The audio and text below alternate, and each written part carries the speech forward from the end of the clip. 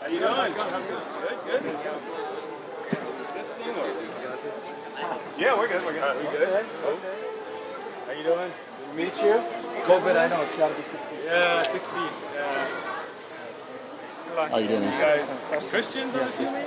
You know who we are. Come on. I don't know who you are. Why would you assume I know who you are? Are you famous? Well, we showed up yesterday, and you guys here said that Sam said he was going to come by, and they're like, "Why you didn't come by earlier?" You're Sam? No, this is Sam. Yeah, he's standing up for the camera. Yeah, who are you? Are you Uthman Rashid? No, my name is Uthman. Are you Osama Abdullah? No, I don't know who that is. Oh, okay. He's joking. He's joking. We know who you are. Oh, you know who I am? Yeah, we saw a video. Oh, you're just being funny. Yeah, I like that. He's not very good at it. You're Hasumu. He's not very good at it. I'm not a sumo wrestler. You're not Hasumu? What's your name? That's Osama Shamoon. Hasamu? Yes, that's right. Okay, I just want to get to know who you are, bro. Why you all... We're good. Whoa! Hey, Whoa. I guess ask him. I know, but you were acting like somebody was getting up to me. I think we're all able to have good conversations, right? Yeah, that's right. So you are... All right. David, I'm David. David Wood. Yeah. Hammer Time. They call you Hammer Time, right? No, Yeah, some people do. Okay, gotcha. Yeah. That's Oh, you. you do know us. Yeah, I we're see. good. No, somebody told me about you. Yeah, so yeah, It's good okay. to finally meet you. Yeah. Nice. You guys flew to San You Diego? used to be a gangbanger down here in San Diego, Oh, right? man, you know me. What did they call you? He was too. What did they call you I down don't know here? if I should be telling you, man. Huh? You were a gangbanger? Well, they called him Hammer Time. What did they call you? They called me Shooter. Shooter. Oh, Yeah. okay. We're on even Did you have a playing field nickname?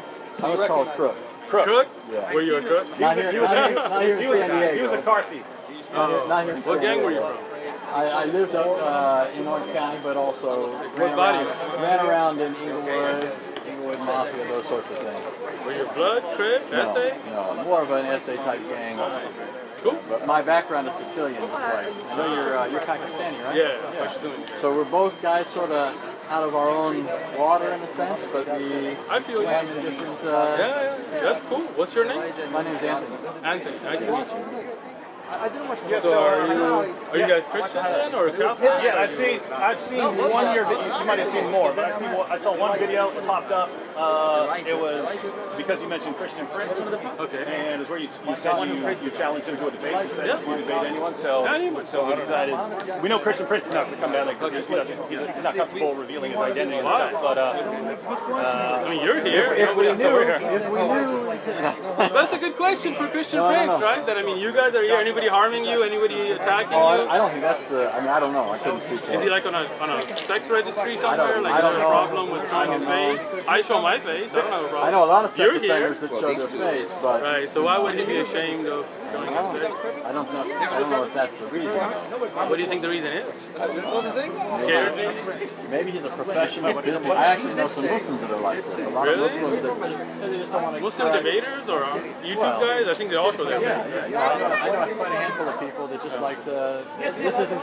They're not interested in becoming public figures per se, but they do like to engage the discussion. All right. I'm sure in their own Good to context. see you back. I'm sure in their own context they're known. You know, how could you not? You know, if you engage people, then you're going to be known, at least in your context. But they don't Right, want but I national attention. I think every Muslim YouTube da'i shows their face. I don't know if any that don't, right? So I'm just Well, wondering back why. in the day, for example, Yahya Snow. I never heard of that name before in my life. But I used to. I mean, I've been engaging people for at least 20 years. Wow. So So- you got experience? Well, that's not my point. My point is just I know Muslims who prefer not to, and that was just what it was. And I thought, okay. So let me just get to know you as what kind of, because different kind of Christians, I was explaining to them, we get all kinds here, right? And I've never watched any of your videos, so I don't know you. So I want to get to. I am a Presbyterian pastor, so I'm a Reformed Christian. So do you believe Jesus is God, or do you believe Jesus is the Son of God? I think that's a false antithesis. It's just a question. In a Jewish, well, yeah, so the answer is it's a false antithesis. That's not what you said, but okay. In a Jewish context, to be the son of means to have the nature of, the one that you are the son of. And so in Christianity, the Son of God is by nature God. Okay. But without division, right? And Without so forth. division. So they're the one. They're one. They are absolutely one in their essence. Okay, so God, Jesus is one. Right. So they don't have parts, for example, as in Islam, where God has multiple parts God doesn't and have parts. attributes. So you don't believe Allah has a face? Let me explain that. But do you? Can I? Wait a minute. You told asked me a minute question. ago. Can I answer? Yeah, you asked me a question a minute ago. Then you faulted me for not just directly answering. I'm directly answering if you let me speak. Okay. Face, eyes, hands. You see this? Let's just be You see clear. this? Let's just be clear with the question. He's just clarifying the question. Let's be clear with the question is, and then I'll let you talk. Face, eyes, hands, chin, foot, or feet, I don't know. Does he have those attributes, those qualities?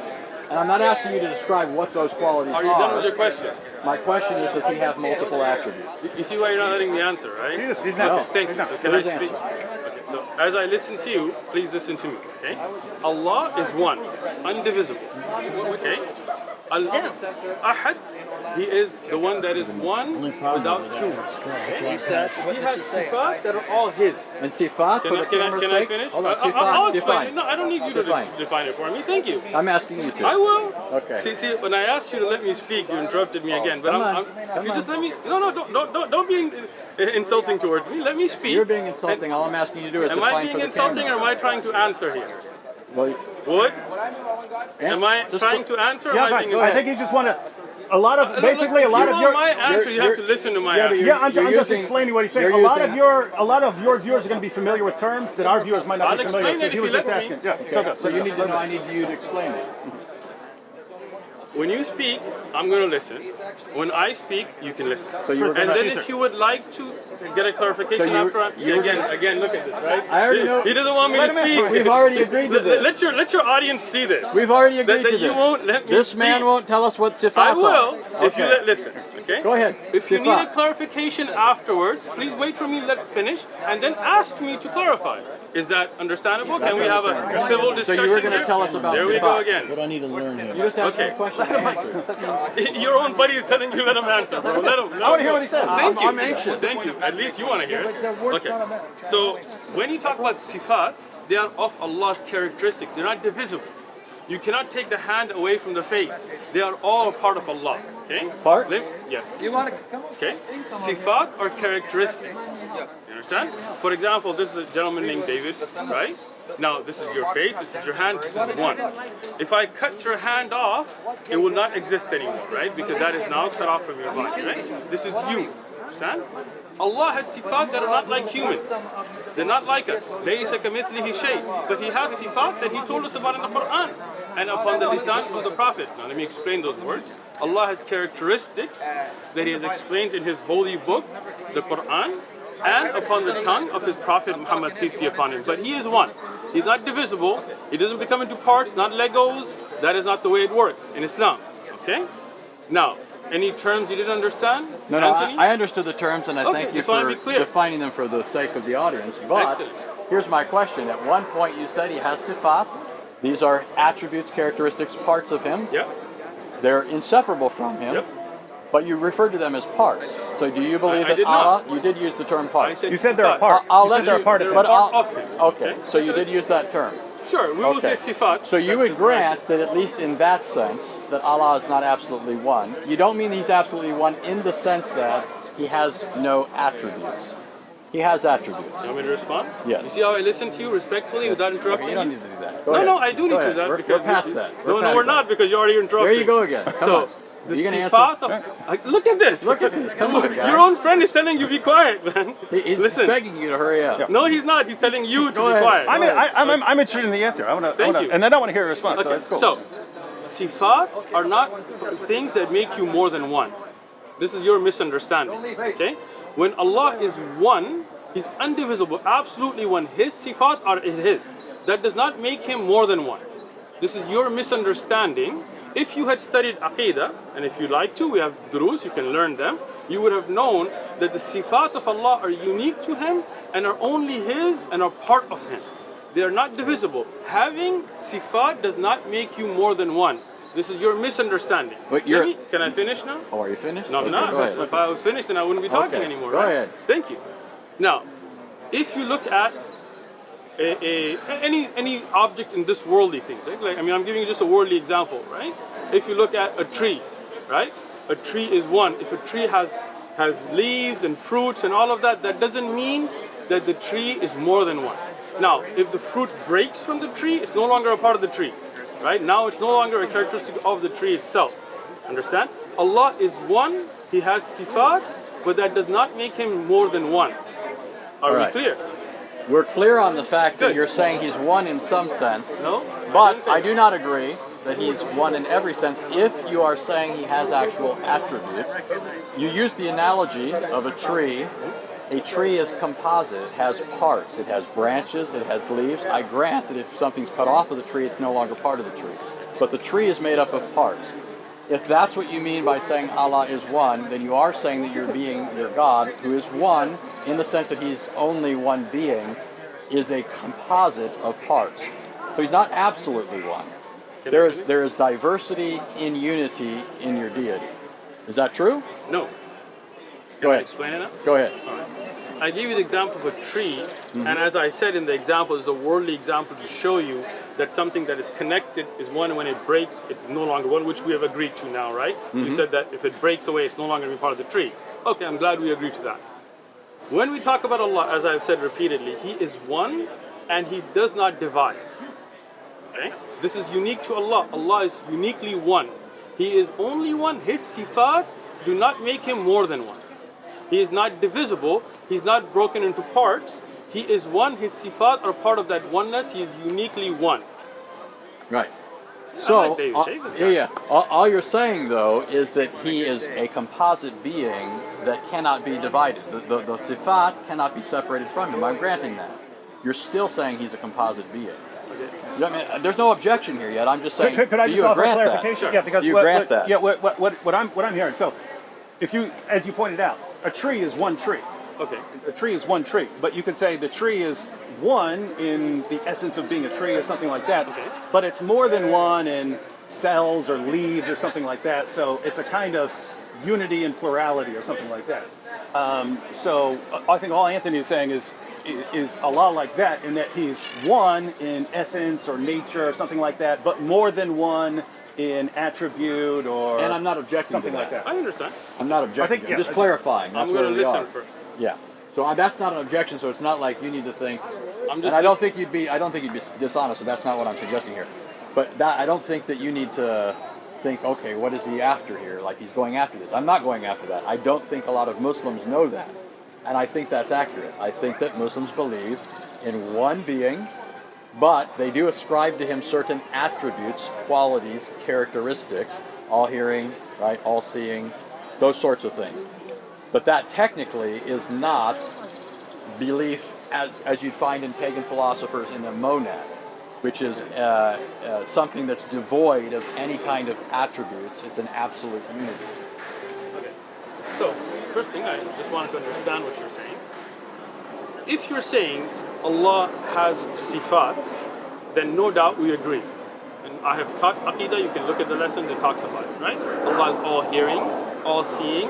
But I think what the miscommunication we're having, and maybe we just kind of go past this, is thinking if somebody's all hearing and all seeing and all knowing, that can somehow make them components that could be taken apart or not a whole as one. I don't think having the ability to hear everything and see everything makes Allah, where Allah is not wholly one. Okay, so, but anyway. So let me, go ahead. Can I ask? So, but you would say that his hearing is not his seeing. Yes. Right. So these are distinct attributes. So we are talking Of one of them. right of Allah. So Allah's one, but He has these attributes. And these attributes don't leave him. Okay. Now that's where I would like to go after that. Okay, so I mean, you One asked of me his- about Islamic Aqidah, Right. In Islamic Aqidah, Allah, His attributes are His. He can I finish? Yeah. Man, you are. You said that, but I'm You drank a lot of coffee this morning No, or no, no, something, man? no. Yesterday we were talking to Hebrew Israelites and it turned into a shouting Yeah. match. So Oh, his aggression's a little amped up. So, Yeah. hold on. I'm gonna Anthony, blame it on the Anthony, Hebrew Anthony, you're not talking to Hebrew Israelites. Your aggression needs to get toned down. That's not aggression. You're just taking Look, too much offense. Your at it. friend that's with you just called it aggression. Yeah. So, too aggressive, so don't tell man. me. He was Calm talking. down, He was dude. talking to Hebrew Israelites last night. You guys video this, right? David is telling you it's aggression, so please tone it down, Anthony. You gotta From calm your down, friend. dude. He's helping. Your gotta friend calm is down, telling man. you calm down. Why don't you listen to your friend that came with you? You look like you're on. ready to jump over the table, man. Come on. Right? I like David. David. I don't know. How come we haven't met earlier, man? Anthony, I can tell you were a crook. I can tell you were a shooter. Oh yeah. Still am. Let's go. You're crook. So, that's what they called you, right? Go ahead, what? Mr. Hammer Time, you two keep bumping fists over here. I'm just. We can bump fists. No. I got you, bro. Don't feel offended. All right. It's going well. So do you remember where we're at? Yes, I do. Okay. So, the understanding that you are bringing is not where I'm at, but we're gonna put that to a side and just go to. Let me finish. Again, Right. man. No, this I'm guy- putting my finger up. I I'm got saying you. what understanding? I don't know what you mean. Let me tell you. Let me speak, and you'll know what I mean. Okay. When you say something is one, and you say they're compartmentalized, they're taken apart, right? It comes to an understanding, something that becomes like Lego, right? Something that can come apart and put that together, right? Allah is one. His characteristics are with Him, always been with Him, always will be with Him. He can reveal. Oh, you're smiling already. Look at that, right? He can reveal a part of His kalam, for example, the Quran, but the Quran is always with Him. You understand? Like, if you take what's written, that is not the part of the kalam. That can be burnt, that can be ruined. Somebody could eat it, somebody could do something weird, right? But the kalam of Allah is always with Him. Always will be, not created. Okay? None of Allah's sifat are makhluk. You know what makhluk is? Creation. Yes. Creation, right? So, this is just the understanding we want to have as a base. Now, my question to you guys, if you don't mind, is do you believe God is one in the sense that He can become two and come back together, and would He still be the same? So this is why I do this. This is why I clarify this. All right, good. You have described Allah as one, although that does not preclude that He has sifat, attributes. Which would not Christians have classically made the same claim. Okay? I don't think a lot of Muslims know that this is the Christian view. So that, for example, at least with respect to the attributes of God, I mean, I think we go a bit further though. But when it comes to the persons of the Trinity, your description of attributes, or sifat, your description of sifat, No, you look like you're bored, man. No, I'm listening. You're looking around, looking at. your I'm listening, 'cause description I of want to ask you about the sifat, Quran in a minute. Yeah, three guys. assuming I'm understanding you Are you playing for the correctly, and camera I'm when you say granting three there's a guys? possibility there's a Yes, difference. he is. Yeah, I know, he's playing for the camera. That's why I would say It's not three of you here? Can you not count? Okay, Or is it one of you guys? Let's talk. No, he's Go answering. ahead. So when Christians speak of God as triune, Okay. we don't think of the persons as divisible. Okay. There's a hypostatic distinction. Now, if you're familiar with Islamic kalam, you know that when Muslims classically have spoken of Allah's attributes, they've referred to them as hypostasis. They've given them hypostatic status. That's all Christians have ever said when it comes to the persons of the Trinity. So that for Christians, the persons of the Trinity are not divisible. We don't believe in multiple gods. We're not polytheists. We believe that all persons of the Trinity co-inhere in the one divine essence, just like you would say that multiple attributes co-inhere in one being. Now, I do think, though, there's a fundamental distinction between the Christian view and the Muslim view, which is there does seem to me, in some Islamic thought at least, and you could tell me this is not your view, there seems to be a radical bifurcation. I got one. Attributes. So, for example, I'll just give you an example and you can tell me what you think of that. Some Muslims I talk to will tell me that Allah Himself cannot be present in His creation, but His attributes can. The attribute of seeing, for example. So that's just, that's where we're at. Answer you. Yes, I see how that's where we're at, and that's where. You see how I respectfully, even though I had a lot to say, I just stayed quiet and listened to you. Did you see that? Yeah, we're Okay. past that. Come on. We're let's not go. because. Okay, so first thing, you're delving in kalam to me is useless, right? Because I don't believe in ilm al-kalam. Yeah, but I'm saying I thought that was your view, and you could correct me if that's not your view. I do not believe in ilm al-kalam, so obviously that's not my view. But I'm just using kalam in the sense of theology, like Do akida. you know what kalam is? Yeah. What is kalam? Well, it's philosophy, but It's not. But That's falsafa. well, but it's. So you don't know what it's kalam the is. same idea. It is not. Okay, well go What ahead. is kalam? Go ahead. Listen, Anthony, what is kalam? Because you brought it up, but obviously you don't understand what kalam is. What is kalam? I'm just using it in the sense of people I thinking understand through you're using issues it. of Islamic akida and coming to certain conclusions. I know that your methodology would be Quran and Sunnah. That's how you derive your akida. Anthony, you brought up kalam. I'm just asking you, what is kalam? Ilm al-kalam. What is it? It's not philosophy. Is falsafa. So what's ilm al-kalam? They're related concepts. What are? It's basically theology. It is not. From a Christian perspective, that's how we view it. It's an kalam. If you're using it, understanding Islamic aqidah, right? What is kalam? But that's what I'm telling you. You don't know. He's saying that's how he's using it. Okay, I got you. So let me explain it to him now. You go ahead. Anthony, you good? All right. So, philosophy is called falsafa. That's basic philosophy. Kalam is use of certain Greek principles, not philosophy in general, you understand? In the use of understanding aqaid, and this is something that was brought on by the Ashari and the Maturidi and Ahlul Kalam. You know who those are? You know who Asharis are? Yes. Who started the Ashari? Ashari. What's his name? Ashari. That's his name. I don't know. I couldn't say his full name. You know, you guys have Okay. like mile-long names, right? No, Abul Hassan Ashari. It's pretty easy. It's not a mile long. Well, his name was yeah. Al-Ashari. Yeah, that's Right? a try. And he was reacting against people like the Hanbalis, or allegedly, right? At least Atari Akida. Right. Am I correct? No, but let me explain. He is trying to. Well, I know that you guys would say the original Ashari. Not on the product itself. So let me ask you. No, you have something doing something on the product right, you're doing business. It doesn't matter what it is, you can't do it on the product. You gotta move it off the parameter. You can put it on that side if you're talking about the one two. You can't be on this side. That's why nobody's here. Here, you look up this way, you look down that way. Everybody's on the other side. Okay, I would appreciate that. Thank you. I think I follow today. Okay? So I don't follow ilm al-kalam at all. In Aqidah, I don't deal with it. When these Greek ideas started to seep in, then at that time people started to misunderstand sifat by using ilm al-kalam. Okay? Even Abu Hassan al-Ashari, that's why I asked you if you don't know who he is, he wrote a book called Al-Ibana fi Usul al-Diyana. I have it. If you want to check it out, I'll bring it. I think we're moving. Yeah, we're just, I'm gonna have to give someone the camera because they're saying we gotta be off the sidewalk. what? Don't worry about They're it. saying we gotta be off the sidewalk. Just so you know, it sounds to me like you described your al-Kalam. That's mine. I'm gonna grab it. I'm not saying you. I got a lot here. I'm just saying this is an area of discussion. So maybe David understood me because obviously you didn't. So let me explain it again. Okay. You with me now? Yeah. Philosophy is falsafa. Okay? In Arabic, that's what we call philosophy. Ilm al-kalam is a totally different concept. It's a concept of taking certain principles of Aristotle's thought and bringing it into understand the sifat of Allah. This is something that was rejected by all the earlier imams, like Abu Hanifa, you know the fourth imam? Well, if I take this, Abu Hanifa,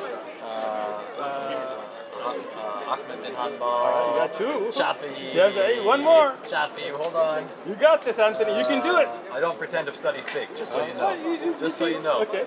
I got three. We're talking about Hanafi. Nope, you already said Abu Hanafi, Hanifa. Hanafi, I'll help you. Hanbali, Shafi'i, Maliki, come on. Oh, David, Maliki. for the rescue. I would have got it. You gotta thank him for that one. Come on. It Right, all right. reminds me of king in Arabic, Alright. and I think it's similar. Okay, so now, that use of kalam is something that was rejected by all of them. Okay? So leave kalam out of it.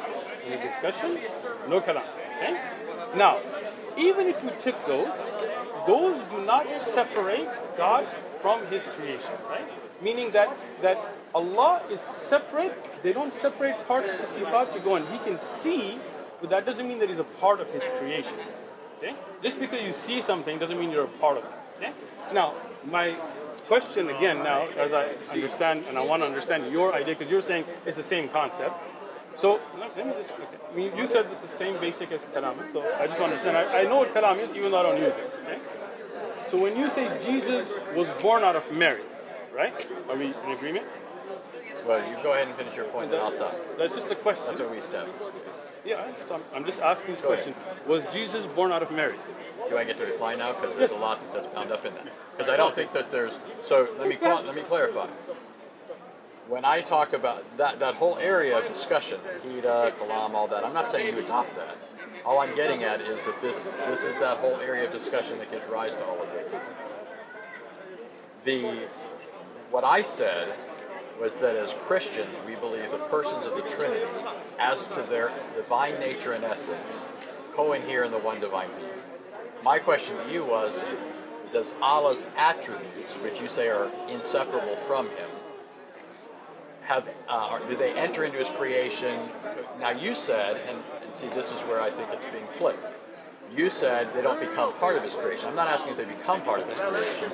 I'm asking if since Allah himself can't enter into creation, nevertheless you would say that his attribute of seeing is present. Yes. Okay. But is Allah present? So, do you mean present physically in that? Or, so, if you mean is Allah present in knowing everything, and seeing everything, and hearing everything, then yes, Allah sees everything, hears everything, and knows everything. Can I? Allah subhanahu wa ta'ala has told us about himself, his nuzul, and all that he has said, we believe in it as he has revealed. Okay? But we don't mix the creator and the creation. Now, you went around my question. You said you were going to answer, but you didn't. Was Jesus born from Mary's womb?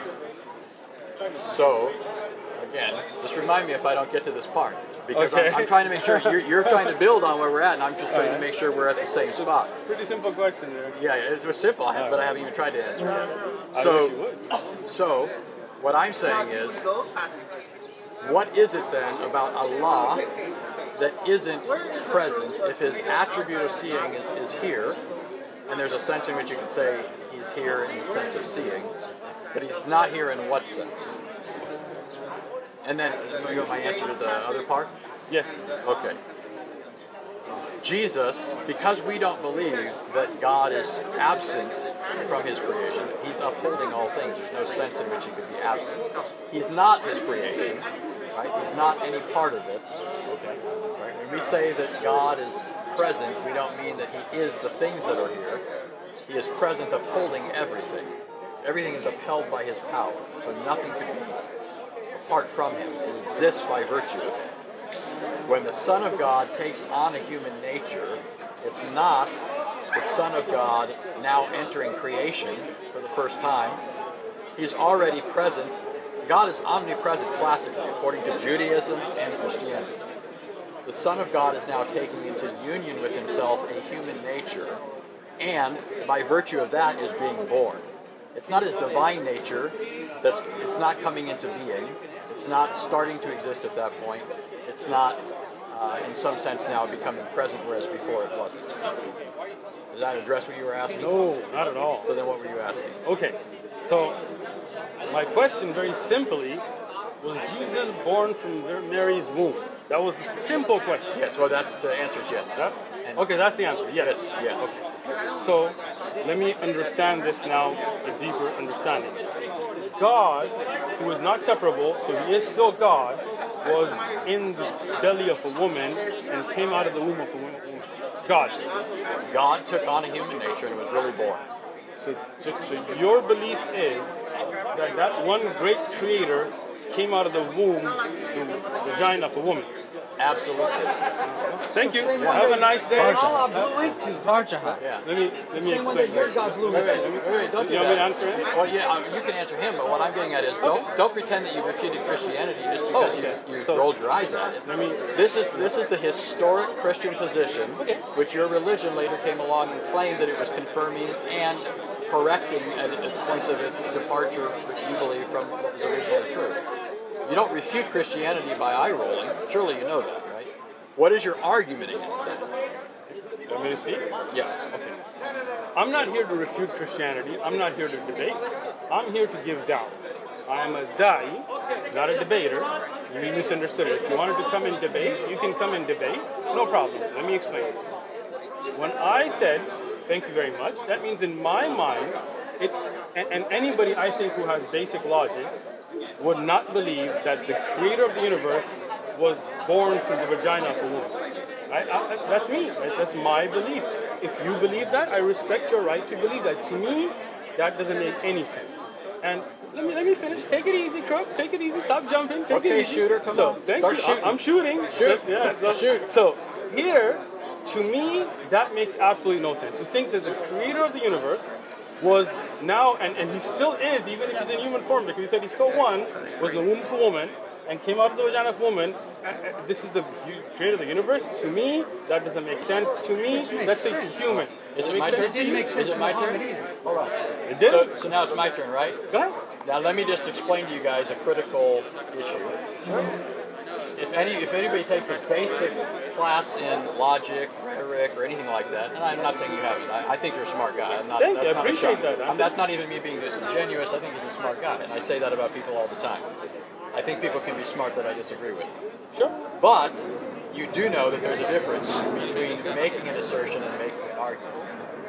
It's an assertion to say that doesn't make sense, and to say that you think nobody who says that is even being logical or logical or what have you. The vast majority of people on the planet happen to believe that or something along those lines. Yes, and I've heard you say things to that effect. Vast majority. That would be more than 50%. No. But what I'm saying is, I don't think Christians are more than 50% of the planet. what I'm saying is, so first of all, in history, Christians have been a majority. But what I'm saying is there are other groups that would say things that you would think are analogous to that. Do you not? Don't you You want me think to answer? Okay, but I'm don't just you- listening. See, David asked you to be. I'm Go ahead. listening. Go Okay. ahead. First thing, the vast majority taking something or not taking doesn't really matter to me. Second thing, I didn't make an argument. I gave you my opinion. Amen. Thank you. Amen. Amen. That was my All point. right. That was my point. And I wasn't arguing that the majority makes it You see true. how you cut me off again? No, David. No, this is David, the point we come were on, making. be fair, bro. Come on, David. He needs your help. He needs the help of a Christian. You need it. You need his help. You need. You see this? Take- you see this? Don't take the You guys Jews and see Christians for your friends. You see this? Come on now. You don't need his You help. see this? You don't need his David, help. This is what you came to represent? Come on, guy. We're still Seriously, talking. David? We're still talking. We're not still talking because you keep Yeah, we cutting are. me off, bro. No. I'm just saying this is what we've established now. You have only rolled your eyes at it. When I said the majority have held this, I'm not making an argument here either. I'm just saying it doesn't. That's not an argument, and so I think you need to do something better than that. First thing, the majority of the world today is not Christian. Right? This is, I mean, if you have 2 billion out of 7 billion, that's not a... Well, no. Yeah, in that sense. The majority would not believe in Jesus being born because Hindus and others would also not believe in that. But I was using. So let me just clarify that, right? If you can. Right? I think we're good. So that doesn't even make sense, first off, what you're saying, right? Because you're saying the majority would believe that concept of Jesus being born, and that's not true, right? So let's leave, misconception out of it, because that's not true to begin with, right? Now, That's not how I intended it. that's what you said. Let me just clarify. I think he's saying that if you say something like, well, that just sounds weird or crazy to me, he's saying most On of the the world. concept of God being born out of the Yeah, vagina most of the world woman. doesn't find that absurd, even if they don't believe it. Really? I don't know. That only wait, speaks hold to on, your hold on. ignorance and not to the Who fact am I of dealing those with here? Because you guys are all jumping in and out. Can I deal with 1, 2, 3, 4? You simply want to avoid the points. I'm not. I'm getting to the point, right? So the point is to say the majority of the world does not have an objection to God being born out of the vagina of woman is not correct, because that's a Christian belief. Hindus, for example, and I've spoken to many, would not agree with that concept, right? Neither would Muslims, neither would some Buddhists, depending on who they are, neither would Jews. Many Jews would disagree, right? So your statement was factually incorrect, but that's not really the point. No, it is. If you're going to try and move on, then I get to respond to that. Go ahead. The point was conceptually. You're making the category mistake of people accepting it as true and people accepting it as logical or rational. Something can be false and still be logical, right? Let me give you an example. Sure. It's not irrational for somebody to be walking down the street right now with an umbrella. That doesn't mean somebody is walking down the street with an umbrella. There's a difference between making something that's logically possible as a claim and somebody making a factually true statement. What I was getting at is that conceptually the world has not held that. When you enlist people like Jews, for example, that's not really helping, because how many Jews are there in the world? You know that, as well as I do, there's not that many in the world, and certainly not compared to either Islam or Christianity. The vast majority of people have not considered the Christian belief irrational, that the Creator could enter into His creation or be present in His creation, which is basically the same idea. The vast majority have not thought that, even if the vast majority have not believed it. Although I would say statistically, more people are Christian than there are Muslims or other religions. Can I speak? Yes. See how I listen? It's great. You did a good job. Thank you. Let's see if you can. Okay. So now, when you said the vast majority of the world does not agree with what I'm saying, right, or has no problem with that concept, you have no evidence for that. You're making an assumption. Let me speak, because the vast majority is not Christian, right? And the other groups of faith, you're making an assumption on their behalf, which I am only assuming for myself. I said, to me, that doesn't make sense, right? I didn't make a claim that the vast majority of the world would agree with me. But when you say the vast majority, again, this guy, man, this guy. Are you okay? You're Oh, too easily shit. shaken. No, Yeah, look how I listened when he was speaking. This is kind of use every little excuse to Yeah, try to avoid dealing with the issue. so I am dealing with the issue, right? The issue is that your claim is wrong because you're making an assumption about the vast majority of the world. But again, like David said, I think you're just going off just because you took a tangent, right? No, I was This talking whole about this whole. I was talking about You're this talking whole about me or conversation. him? Whole No, I'm discussion. talking about the whole discussion. Okay, so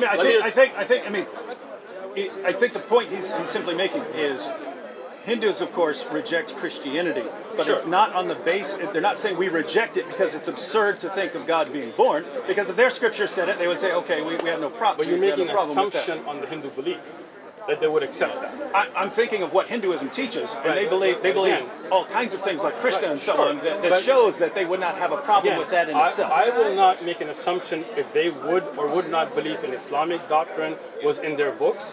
And you should not make an assumption that they would or would not believe a Christian doctrine that would be in their books. First, I was responding to Ooh. you. First, I was responding to you, saying nobody would believe this, or this is absurd, it's illogical, logical people wouldn't believe this. And I'm pointing out to you, the vast majority of people have not found that conceptually. Where's the objectionable. evidence for it? The evidence for it is that you don't have it. That's the whole point. I didn't make the claim, you did. No, you made the claim that the vast majority of people would see that as illogical. Did I, David? Yes, we got it on tape. Did I Okay. make that claim? So then, wait, okay. So then we got this on tape. We're Okay. no, wait. We got this on tape. Wait. David, what's your name? Louis. Lewis. Let's just be honest here. Did I make the claim that the vast majority of the world would find it objective? Did I make that claim? Illogical. Did I make that claim, Lewis? Why didn't you make that claim? Thank you. That David, doesn't did mean I you make didn't that He claim? wasn't even standing here. I'd have to look at the footage. Yeah, that doesn't mean you didn't. Sounds like something you'd But it's irrelevant. Okay. It's irrelevant. It is relevant because when Okay. you see, hold on, Anthony, bro, listen. When you are trying to put words in my mouth and slow claiming down, that I slow down. made claims that I didn't make, and your friend David and your friend Lewis there also know better, even if he wasn't here, then he's out. But David was standing here the whole time, Yeah, he was and we standing got the it whole on time. tape. Yes, I did we got not it on make tape. that claim. Okay, I can we get repeated back it. to a point Yeah, of but- substance? Okay, let me say this. You Let me say guys this. move the point. then, Let's so- just this. I think you're kind of making this an issue of bad faith, meaning like there's ill will here. Okay. Well, there is when you put words in my mouth. No, right? listen. This is what I'm trying to tell you. Okay. I don't think I'm wrong. I think I heard you accurately. It's possible I'm wrong. I'm willing to grant that. I'm certainly not saying it because I'm trying to put words in your mouth. Like It's Muhammad eating the possible, mouth of right? Jesus. Right. No, listen. What? Listen. Are you trying Hear to me. go Hear somewhere me. else? Hear me.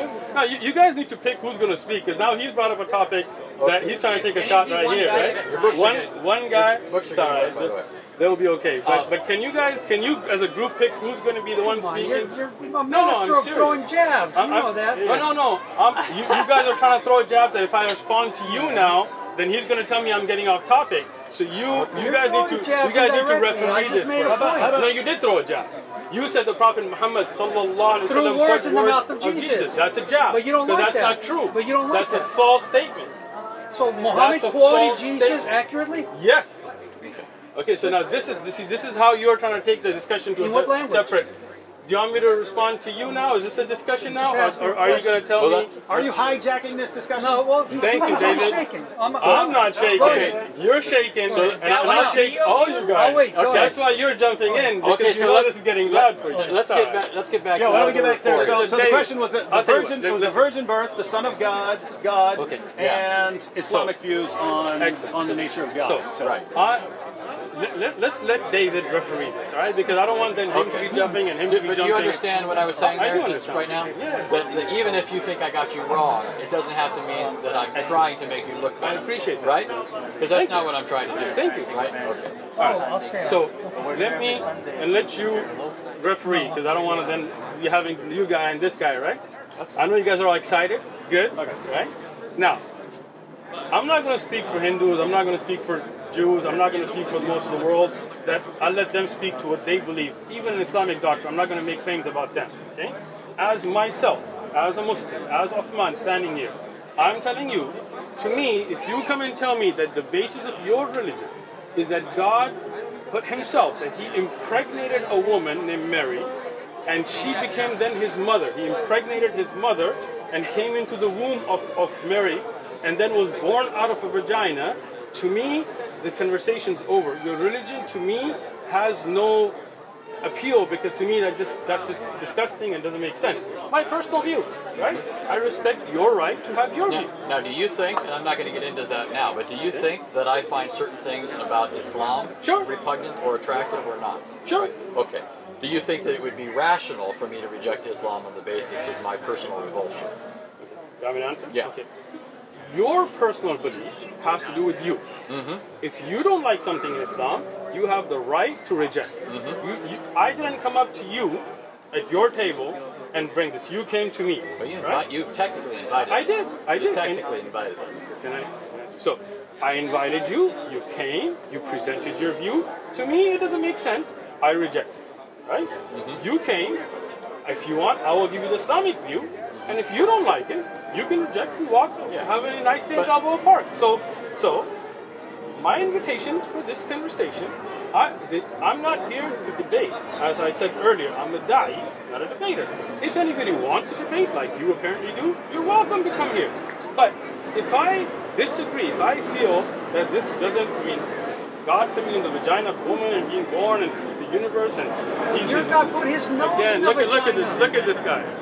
David, come on, Did he man. not? No, he did not. He put his nose in the vagina of a woman. Who blew into Wait, Mary's wait, vagina? where did God put his nose in the vagina of a woman? Who blew into Mary's vagina? Nobody, He's not asking, God. he's asking Wait, you about the bring Quranic me- statement where Bring me, it talks no, about hold going on. into No, a if you're going to jump in, then handle it. I thought you knew you No, were if you're going to jump in, now wait, you see, said, Dave, you see what I said- mean? You see yeah, what I mean? Exactly. I said people Exactly. don't I'm jump gonna- in, I'm gonna and say- I asked you to regulate it, and you Exactly. didn't, and you jumped in I don't again. control everyone. You brought these people with you. But No, hold on. You guys are, see, when I'm at a point, you guys are letting people, because now I could totally answer You him, don't but debate. You don't no, debate. it's not a debate, it's an answer. Do you know what the I just difference made a is? statement that No, you contradicts didn't. You your- made a false statement. Right? Bring me evidence. Let people Bring me do evidence. research. How That about, God put, hold on. How about God we do put this? his nose He- in the vagina of a woman, my God. Bring me evidence. how about we do this? Bring me When evidence. you and I are You have done, the Quran in your hand, bring me evidence. when you and I you are got done, none. when you are, You got none. You're derailed. You got none. You tried to derail. when you and You I know are better. done, when you and I are done, then you guys can do that. You're derailed. You see, David? When you and I are, well, All right, let's go back. I mean, Okay. So who's speaking now? I just wanted to kind of clarify. That's the only time I jump in when I agree. You can jump in. I'm saying is, can you regulate so we don't have some guy trying to make some Yeah, false but- statement here and there? If you can't, Yeah, but at the then same we're going time, to make a line. If someone walks up, I can't say you can't speak. That's Is he not that's with your my place. group? I mean, Come on, I come know on. him, but Don't lie. knows him. Don't lie. No. He came earlier to I said check I know out. him. I said I know him. Yeah, No, you know him. he's not with our group. But I You know him, I know right? Louis, So he knew you were coming or no? Don't lie to me. Don't lie to me. I did not. I didn't tell him a word. I Yeah, told no see, one you except. see this? Hey, I told no one except my wife and him. And I can tell you. him and Did like you know he three was others. coming? Did I know who was coming? David Wood. He obviously knew. He obviously knew. Is he again? No, he's the one jumped in. No, he wants to talk about so let me sidetracking. explain. All right. We had this thing planned, and then some things. You got did out. have it planned. So that's what I'm We saying. wanted to When come you here. plan this, then you can Yeah. control this, right? Yeah. Well, no, but what I'm saying is we had planned that some So, of us were coming here to talk. with Let's you. ignore Lewis then, if you don't mind. I'm gonna put you on mute. You guys can have the finish. All right, now, so I think the issue is right. Okay. So you obviously want people to learn about Islam. Yes. And you're inviting people to Islam. Yes. And I think the point that Anthony is making is if our response was, well, we don't like Muhammad and Aisha, or we don't like this Sure. or that. That's fine. I think your response would be, well, if it's true, you need to believe it anyway, and not just because you don't like something, right? And I think so. What he's saying is, the question about Christianity should be, is this true? Not oh, I don't like that idea. So I think that's what you're trying to get at. So, Right? and let me throw I think this you in. put that pretty well. And let me put this in, because I would agree with. Let me say this. Should I answer him? But this goes with that. You don't have to. Well, I mean, I did toss it in just to see if that's But the point you're this making. goes with that. Is that the point you're making? Let me, yeah. So what I'm saying is, though, is if you could show me, for example, I'll give you an example. I think you would agree with this as a logical, manner of procedure. If there was something I didn't like in Islam, but somebody could demonstrate, let's say, that the source on which that claim is based is true, came from God, right? Like the Quran or the Hadith, some particular Hadith, then in my mind, it doesn't matter whether I have some natural reaction to this or not, I ought to believe it. And I'm saying the same thing when it comes to Christianity and Christian claims. If the Bible proclaims this, and the Bible's the Word of God, and I know you don't hold that, obviously. You do. Right? Yeah, of course I do. And I know you think it has contradictions, and I know that all the standard ones you think that you have and all that, and I have all my reasons for thinking the Quran has contradictions. I mean, I know the back and forth claims. We've done this for years, you've done this for years. I'm just saying, with what he said, I think there's something more for both of us than simply, that's distasteful to me. I don't think that makes sense, right? There's got to be something behind your reason for being a Muslim beyond, I like it. Are you done? I just want to add an example. I just wanted to add an example. So because I mentioned, like Muhammad and Aisha. So if I said, I find that problematic or something like that, if you somehow showed that Islam is true, in my mind, the way I think, I would be like, okay, well, if this is from God and I've got a problem with that, then I'm the one with the problem. I'm the one with the problem, and I need to believe God. So yeah, that's all he's saying. If God says, hey, I'm entering creation, Who are we? Who are we? So, just now, I want to understand and I want to have a productive conversation. Okay. First thing, what the misconception that I think you might have that I'd like to clarify is if you come, I'm here to present Islam. Okay? And if you decide that there is some core concept, like the marriage of Aisha is not an Aqidah concept, right? So that's something totally different, right? But a core concept of Islamic Aqidah, Allah is one. Okay? Allah sent prophets, Allah sent books, Allah sent guidance, Allah is merciful, Allah will judge, there's the day of judgment. There is, if you believe that that was something problematic to you, I would present it and I would tell you it's up to you. Hidayah is not from me. Guidance, translating, is not from me, it's from Allah. Allah gives guidance, right? مَا عَلَيْنَا إِلَّا بَلَاغُ الْمُبِينَ. It is not upon us except you convey the message clearly, right? So, if you disagree with something in the core Aqidah of Islam, you have the right not to believe. Go enjoy your day at Balboa Park. I'm not pushing. You feel me, David? Feel me, Crow? Good. Sure. All right. But No, I'm not done, bro. Let me whoa, continue. you just I asked me listened a to both question. of you the whole time. No, I go didn't even get to his answer yet. Okay? I thought you were done. No, I'm not. All right. So, now, when we get to the core concept of God coming into the womb of a woman and being born and then being sacrificed for our sins, so he takes the sins of mankind, and instead of us being responsible, to me, all of that makes no sense. Right? To me, personally, doesn't make sense. To me, I don't believe that's from God. Right? I don't believe that's a just God, that somebody pays for everybody else's sins. Right? To me, that's not just, and I have a core hard belief that Allah is just. Okay? So, in that case, if you are here to present Christianity, no thank you, have a nice day. So, by the same token, because again, all we're doing now is exchanging, feelings. You said that certain things are contrary to your particular constitution, right? Your makeup causes you to, I have that same feeling towards Islamic beliefs, and I've tried to be gracious in this. I know what you find, disreputable with respect to Christianity. But I equally look at things in Islam and I say, for example, that to me is quite questionable. Like? For example, the idea that Allah has loins. Have you ever heard this claim? You want me to tell you, or you want to finish? Well, so I'll finish. So here. The idea that Allah has loins as part of his characteristics, his sifat. That he has a shin. That this is going to be an identifiable sifat, attribute, by which people are going to believe in him on the final day. A number of other notions associated with that.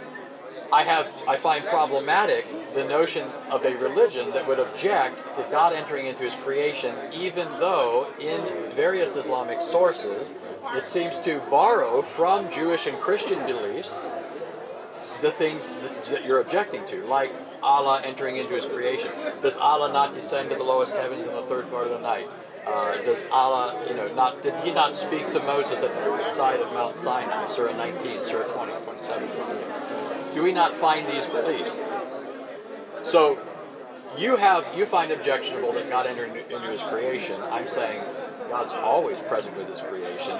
The virgin birth is not God entering into his creation. It's God now entering, taking into union with himself a human nature and living a real human life, including all of the experiences that go along with that, being born, suffering, dying, rising again, and so forth. So just remember, here's the basic point, right? Well, even if you don't agree with my illustrations here, right? My basic point is this: just because you don't like those ideas doesn't mean I don't like certain ideas in Islam. And there has to be more to it than just I don't like that, you don't like that, This isn't like doesn't Muhammad in the Quran say let us reason, let us argue, let us debate? Didn't Muhammad have debates with the Christians of Najran? Those are all aspects of, now just so you know. No, just so you know, don't laugh. Should I start taking notes because you're going on like 10 points? I want to take notes on each point. So I'm saying instead of going point by point, this is my last point. What do you want him to respond to? Okay. Yeah. So this is my last point. Okay. This is actually something I like about Islam, so don't take this away from me. All right. The fact that Muslims, in contrast to other religions, are so willing to engage. Excellent. It's the one thing, not the one thing. I'm not going to say there's nothing else. I'm sure you like a lot of things about Islam. So, what I'm saying is, the one thing, I know... You know you like Islam, man. You know he likes it. He goes make dua to Allah at the end. I'm telling you the truth, listen to this. You can put this on your YouTube channel. Don't worry. When I look... When I look at, a Jewish person, sometimes I think, I wonder if he'd like to talk to me about religion, about the Lord. Maybe not. Probably not. I look at another person, Hindu, and he's probably going to be upset that I'm interrupting his walk down the road. Right. I look at a Muslim, I say, he'll talk to me. Yeah. He'll talk to me. He'll argue with me. He'll reason with me. You know what? And to respond to that compliment, first off, I also appreciate the fact that Christians and Muslims can usually have a civil conversation. Right? So, second, just to make it clarification, you said Muhammad said in the Quran. The Quran's not the words of Muhammad. Yeah, but I know that's not your opinion. Just clarifying, Muhammad doesn't say anything in the Quran. The Quran speaks to the Prophet Muhammad sallallahu alaihi wasallam. So I don't think he was speaking to himself. So let's move forward from there. Secondly, you made a lot of things like loins and sifat and shin. So I don't know if you want me to get into all of that because that's what I'm saying. Like I want to say point by point and not have jumps here and there. No, let me. He spoke like 3.5 minutes. I'm not trying to cut him off. Go ahead. Let's be gracious to our guests that came from so far away. It's not me trying to cut you off. I'm just saying I didn't need you to respond to those points. You do. Those were illustrations of. They're wrong. But okay. So I do need to respond. But what I'm saying is you can say they're wrong, but I didn't bring them up in order for us to resolve those. I know. I'm saying those are things I find objectionable in the Islamic sources.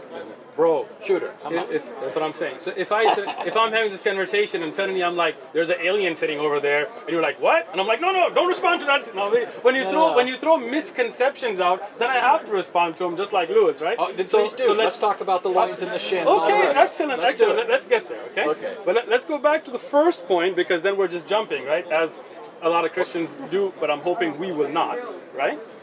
You're saying God was always present with Jesus in every. By himself in his creation, so that Jesus coming in the womb of the Mary was not something new, which really is something baffling to me. Are you saying God physically, like Jesus physically was in the womb of Mary, is in your private? I mean, is that your belief? Answer that? Yes. We don't believe that God is a physical being as to his divine nature. Okay. So God is not. I'm not sure why that's funny. But do you guys think God is physical? You want me to respond? Well, but somebody's laughing. I just found that. So let me. I don't think. You asked that question. You want me to answer? Well, not yet then. Okay. Let me just say this real quick. I don't think that God's divine nature is a tangible stuff. I don't think that God is. We can't touch him, smell him, feel him, see him. He doesn't have extension in space. Will you see God? So, by virtue of the incarnation, number one. In the day of judgment. By virtue of the incarnation, God has taken on human form. And so he is physical.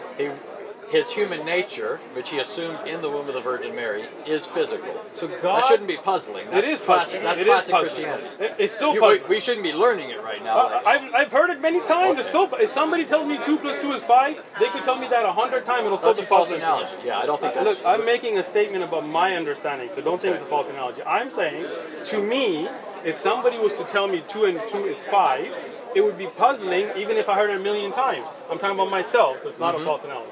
Well, Let me explain to you. I'm talking about my feelings there, guy. Calm down. All right? Now, 2 + 2 aren't your feelings. how I feel about that is my feeling. Go ahead. Go ahead. This guy just can't. This guy. All right. This guy. Come So, on. Let it go. He did have a lot to respond Okay, to. no, thank you, I David. agree. Yeah, I can't believe Mr. Hammer's the one that actually is I'm appreciated. the Come on. You're the good guy. We got to even it out, though. We Come cool, on. we There we cool, go. man. I'm waiting for Sam, but it's all right. Asumu, I'm sorry. Asumu. His name is... Just so you know, I he goes can't by- control Sam. Oh, I bet you can. And let me say this, his name is Sam. There are people who intentionally call him by his full name when he prefers to go by Sam. What did his parents And name? it's intended to be insulting Oh, I didn't to know Sam. that. I'm not saying he's insulted. I'm Okay. just telling you that people that perhaps have told you to call him that Nobody told might me not to have call either him known or might have known. But what did his parents name him? I'm assuming his full name is Osama. I'm not saying he takes that offensive. Okay, if he doesn't, that's all good. If he does, I won't call him that. I'm just Okay. telling you that. So let's go back to, so when you say that God manifested in the womb of a woman into a human form, and then that was God inside the womb. So God was physically a baby in the womb of a mother, and then God, the creator of the universe, who's still all together, physically came out of the womb of a mother. To me, again, that, and I don't know if anybody else finds that troubling, but What's the troubling part? What's the argument? all of it. It's not an argument. Again, I know. That's what I'm saying. There's no Can argument. I ask one question for clarification? And this is just, I just want to know what you're saying. Are you saying that God can't do that, or he just wouldn't do that? Because there's difference. There's things I can't do and things I just wouldn't do. So, when we talk about God, and you guys have debated with atheists, so you already know that whole God can't lift a rock thing, right? That there's certain things that are against the nature of the greatness of God as it is, right? From that God, if you can say, can God get a rock he can't lift? Well, that doesn't sound like a question to ask, because from the nature of God is greatness, right? That he's able to do all things, right? So it's like saying, can Anthony be a man and woman at the same time? Which now we're in California, but it ain't happening, bro. Right? So that there's right from the nature. They're one or the other, whatever they think they are. Right? So here we go to me that goes against the nature of God, right? Because this is something that is human, born from wombs and breastfeeding and burping and peeping and pooping. This is not something I can attribute to God, right? In my belief, right? In what I understand to be correct. Again, and I love to have a conversation, and we're having a conversation, but like I said, I'm not going to force Islamic belief on you. If you have an issue with creed, aqidah, then you have the right not to believe it. It's your right. Allah will judge between me and you. It's not a problem, right? But my job is to present, okay? So in your presentation that I asked you for, and I appreciate the presentation that God physically, not by seeing or sight, was in the womb of a woman, came out of vagina. That's against the nature of God in what I see. That again, that's my personal belief. So just to give the simple version, when he asked, can he do it or would he do it? Which one of those were you addressing? To me, it sounded like you, in some sense, were addressing both. But I think the fundamental claim is that he can't do it. It's against his nature. Yeah, Is that right? I mean, as an example, like if you were to ask me, can God ride a bicycle? I would say, well, I don't think he would, but he could if he wanted to. For some reason, God could take on a form and ride a bicycle. Just like, if you're talking about, the Quran and Allah speaking on the fire, I don't know what you believe there. I believe God could do that, and so there's that distinction. Sure. You believe God can enter into his creation in the form of a human being, or God's more along the lines of, well, I have the power to do that, but there's no way I would do that. It's beneath me, or something like that. So let me just give you an example, right? And I think it'll clarify this, right? Do you believe God would have sexual intercourse with a woman? I believe God has the power to do that if he wanted to, but he wouldn't want to because of his moral nature. Thank you. So let's say a wife. That's not immoral to have sex with a wife, right? I mean, you have a wife, I'm assuming. So I'm sure you have intercourse, right? Lots. Right? Although she might watch the video and put a different comment, take it easy. Right? No, she'll say All right. lots. So now the point there being that that's not immoral, right? So would God do that? Get a wife and have sex with her? Yeah, but again, it's not a question of power or ability. It's a question of he wouldn't It's do that. against his nature, right?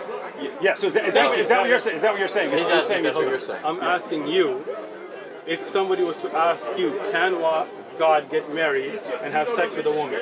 I What would you clarify, say, as far as power, God has the ability to do anything that doesn't entail a contradiction or a couple qualifications like that. As far as things that he would actually do, he's not going to contradict his own moral nature. Thank you. So I would say again, God would not contradict his own nature by being born out of the vagina of a woman. And we're on the and same when page. you say that he wouldn't contradict his nature, you're thinking more in terms of metaphysical quality. What I mean here is just his greatness, for example. You're not thinking mostly in terms of moral categories. You're thinking in terms of greatness. This sort of thing is beneath him. I think the Islamic. Is that correct? Yeah. Okay. So I think I gave the answer exactly with the analogy that I gave, right? Just like Anthony, if I was to ask you, as I asked David, could God get a wife and have sexual intercourse with her? You would say that's against the nature of God, I'm assuming, right? So what I would say, what would you say? that's why I was trying to clarify. Were you making it more metaphysical or moral? My answer is, would God do this sort of thing? You're saying it's contrary to his greatness. And my whole point is precisely that's why Jesus needed to become a human being, because the sorts of things that Jesus did are otherwise outside of the parameters of what is possible within his divine nature. God, for example, cannot die. How could he die then unless he took a human nature, right? So what I'm getting at is you're not presenting a contradiction so much that God couldn't do this. You just think that your God wouldn't do this. So it's not so much a metaphysical problem as it is for you something else. That's what it seems to me. Yeah. So you are saying that God could and Did. have sex with a woman? If Jesus wanted to get married, absolutely. Do you think it's contrary to the nature of God for people to have these? So let me put it this way. Let me You're put it this saying way. God did have sex with a woman? No. So when I was saying That's you not jumped all- out, right? No, that's not all I said. He said yes before you finished. So you said. you Come on, you're saying even it out. Come on. You see why you should let me finish before No, you say yes? you said I Right, didn't David? Yeah, Right, see? David? No. see, it's too late. You're Muslim now, right? No. Should we No, do no. Shahada now or later? No, so listen. So that's I don't think that's what Why don't happened. you let me finish what I'm saying before you respond? Okay, How go ahead. about that? But I know Because- what you were saying. No, you didn't. Go ahead. Because Go ahead. I was saying, do you think God could have sex with a woman? And you said he did. Okay. What? No, that's What, true. Anthony? If, That's no, true. If you're right, man. No, if no, you're- no, if I- you're what right. are we doing? I No, think no, that's fine. No, that's good. I think you I said. thought you. Yeah, I thought you said. Again, I think you added something on after you started answering, but you hadn't were finished. saying yes. You were saying, do you I think didn't add God? anything. Do you think God could have sex with a woman? And Anthony was saying, if that were part of his plan, that once he had entered creation as Jesus of Nazareth, then as a human being, he would have the ability to do that. Something like So that. let me say this. Interesting. That's a new thing too. No. I've never heard a Christian say that before. Let me So you- explain let me- something. Can I say this? No, I didn't get to finish because we got. But see, he and we then... got. You're answering him, so maybe Yeah. do Go that ahead. at home. No, come on. We can have fun here, Okay, guys. go ahead. It doesn't Have have fun. to Let's be have so- fun. Yeah. I'm having fun. Yeah. So let me explain something about our view of morality. And I don't know where you're at on this Find out. in terms of the nature of man, right? Obviously, we all agree man's a creature who's dependent on God, doesn't exist apart from God. Would stop to exist if God willed him to stop existing, right? Man, if God willed for man to stop existing, he would stop existing.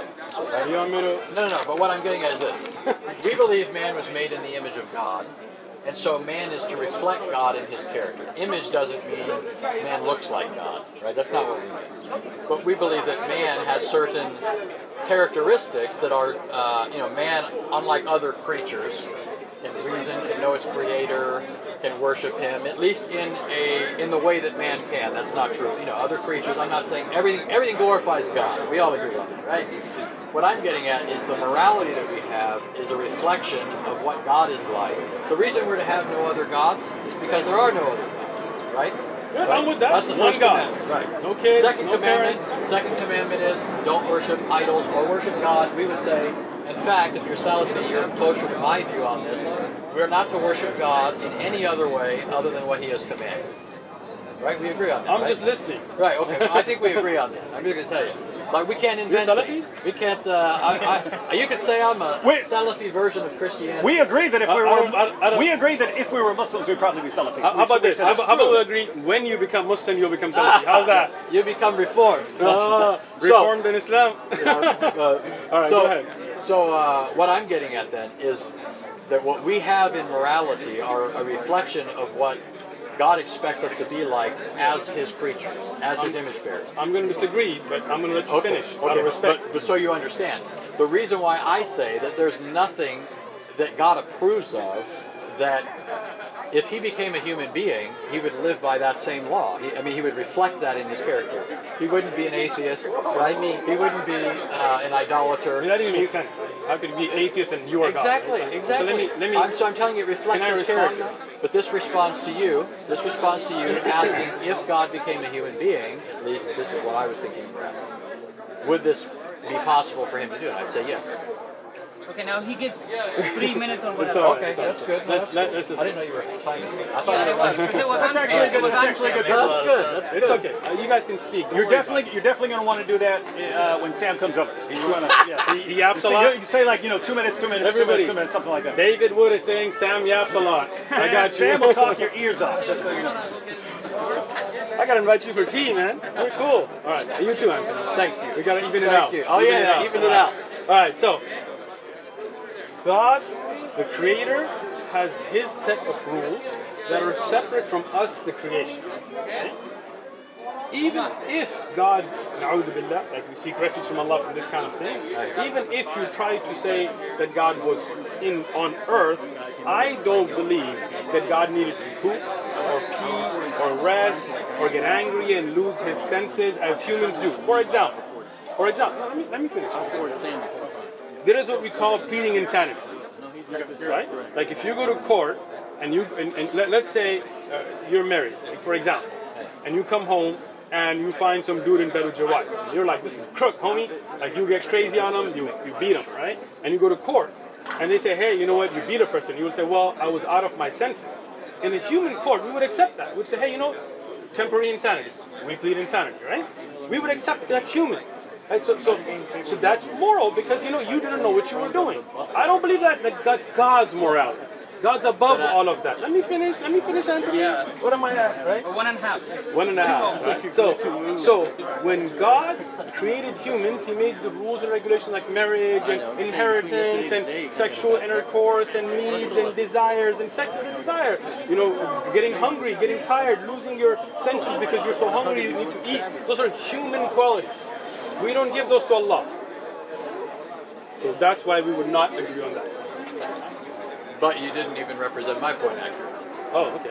My point had to you do did. with morality, and I probably. did too. I talked about morality. So- For example, somebody pleading insanity. So I don't we see- morally accept. But I don't think we should morally accept that. Really? Okay, so let me understand your point. A person is either, if a person happens upon somebody sleeping with his wife, he's either justified in taking the person's life or he isn't. Okay, so let's talk about it. Anthony, you come home. Yeah, I'm saying And he's you either some dude in bed with your wife. he's What would either- you do? He's either justified What would in you doing do? it.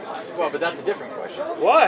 Because you don't want to answer it now? no. We're asking about the question of what's moral. It's not what would you do. What would you do? Surely Because you would act surely morally. you don't think I'm the standard of morality, right? Well, I think you're somebody who tries to be moral. Of I course, hope. of course. Do But you, let's- do you try to live a moral life? But both of us recognize we're creatures. We make mistakes. We're fallible. We're sinful. Exactly. Yes. And God is not. Right. So as those- part of those as feelings- God, he's Good. He's eternal. Perfect. Immutable. He all doesn't those get things. hungry. That's right. He doesn't get tired. But that's he doesn't not, need to go to those the aren't- bathroom. Those aren't moral issues. No, but this again. So that's the thing. He doesn't lose his ability to judge, right? Absolutely not. I wouldn't say so that if Jesus you, did. so when a human being does at certain times, right? But you're And we were morally- talking about morality. I'm talking about morality. No, Anthony. you're talking about pooping and peeing. No. Let's talk about this. Okay. Let's say somebody he is unable to. Are you looking over there? or I'm looking hearing over you, here? but I heard that. All right. I'm protecting you. Don't worry about it. I'm making Allah sure. protects us. Don't worry about it. But right? maybe he protects you by using this catheter. A future Muslim, inshallah. All right. So let's take this, okay? You get somebody moral, right? A moral human being, okay? You think Go. Jesus was moral? I believe Isa ibn Maryam was very moral. Okay, go ahead. Okay? Now, if you take a moral human being, as a human being, he can make mistakes, right? Human beings can't make mistakes. Yeah, but that's a false. I Wait, just said as a human being we can make we mistakes. can no, but you were saying you were using this to talk about Jesus. You I'm brought saying Jesus. no. I'm saying as a human But being. Jesus did not. So let's just talk about human. Do you think Jesus sinned at all, according to the Quran? I don't believe that I have any hadith or ayah in the Quran that mentions But we Jesus. agree on that. Let me finish. Jesus sinning, but could he, as a human being, make a mistake in judgment? He could. Any human being can. Does the Quran say that Jesus could make a mistake? So let me explain, right? خلق الإنسان ضعيفا, for example, right? Insan has weaknesses. That's in the Quran. And Jesus, if you and me, and at least as a Muslim, I can say he was insan, he was human, then the Quran tells us he has weaknesses. But Allah has no weaknesses. Separation, right? Now you feel me. So as a human being, we make mistakes. We make lapses in judgment that morally we're not held accountable for. Right? That's a lapse in judgment. We're talking about morality now. I'll give you another example. You're driving, right? And you are going a certain speed. You see somebody crossing. You think that at a certain break point, you're good. You try to brake, but you still hit it. It's an accident, right? You made a lapse in judgment. You go to court, you say, I tried, they came out of nowhere, I tried to brake as best as I could, I made a lapse in judgment, and the court tells you, you made a lapse in judgment, but it's not a sin. It's not a criminal act. You didn't intend for it to be. So you get a pass because you're human. God is not like that. God is perfect. God's judgments are perfect. He doesn't have that human shortcoming of lapse in judgment. Okay, and my response to that is, you're working in terms of an understanding of human nature from the Christian perspective, which is post-fall. Man is not post-fall. You know that we don't agree on the fall, but you know what that is, right? The fall. God made man. God made Adam. Adam sinned against God. God didn't make Adam as an already guilty individual. Adam was upright. Okay, I just want to understand this then. So God made Adam, right? And he had the ability to make judgment. Yes. And he, can I finish? So when he chose to eat, I'm sorry. What I'm getting at is, you're taking what's true of mankind by virtue of the fall, and you're now applying that to Jesus. I don't think Jesus made errors in judgment. I don't think that he made moral mistakes. I don't think he made any mistakes. And I don't think the Quran says he does. In fact, I think the Quran makes him an exception to the rule. So all I'm getting at is these sorts of arguments against the incarnation don't really work. When we say that God became man, and you object and say, but God can't eat, I'm saying you're missing the point. He's eating because he became man. It's only if God can't become man that he can't eat. So that's not an argument against the idea that God could become man. And so all you're giving me are arguments that presuppose or beg the question against the incarnation. You understand what I'm saying? At least what I think, Again, so let's go back to this again, Okay. right? Saying that God needs to go to the bathroom, right? To me, is against the nature of God. He doesn't have needs. He doesn't. Let me finish now, bro. How long was that, right? I'm putting my finger up. Right. Keep your finger up the whole time. How about that, There right? you go. Hey, don't you have that on It's a your shahada finger. yeah? Look, take a picture. Future Muslim right here. I feel you. All right. So, now when you say God having to go to the bathroom is against the point, that is the point, that God doesn't have those weaknesses that humans have. Those are against the nature of God, to have to use the bathroom, to have to sleep because he's tired, to have to worry about making the right judgment because he hasn't had enough nutrition. those things, to me, those things in God's perfect nature cannot mix, just as we would say, at least David said, that it would be against the nature of God to get married and have sex, and you said it would be, so I don't know, you guys can work that out at home, but I think that is not the nature of God to have those necessities. Now, you're only reiterating the point that I was asking you to address. The issue that we're trying to discuss is whether or not God could become man. God could become incarnate. You're raising objections that presuppose that he couldn't already. Okay? So that's not an argument against it. That's known in logic as begging the question. So you're saying God as God doesn't eat, doesn't sleep, doesn't die. I agree. It's by virtue of the incarnation that God eats, sleeps, dies, and so forth. So that's not an argument against the possibility of God becoming man. That's an argument that assumes he couldn't become man. Okay? Understand? So for example, if our argument was, could I get married and have children?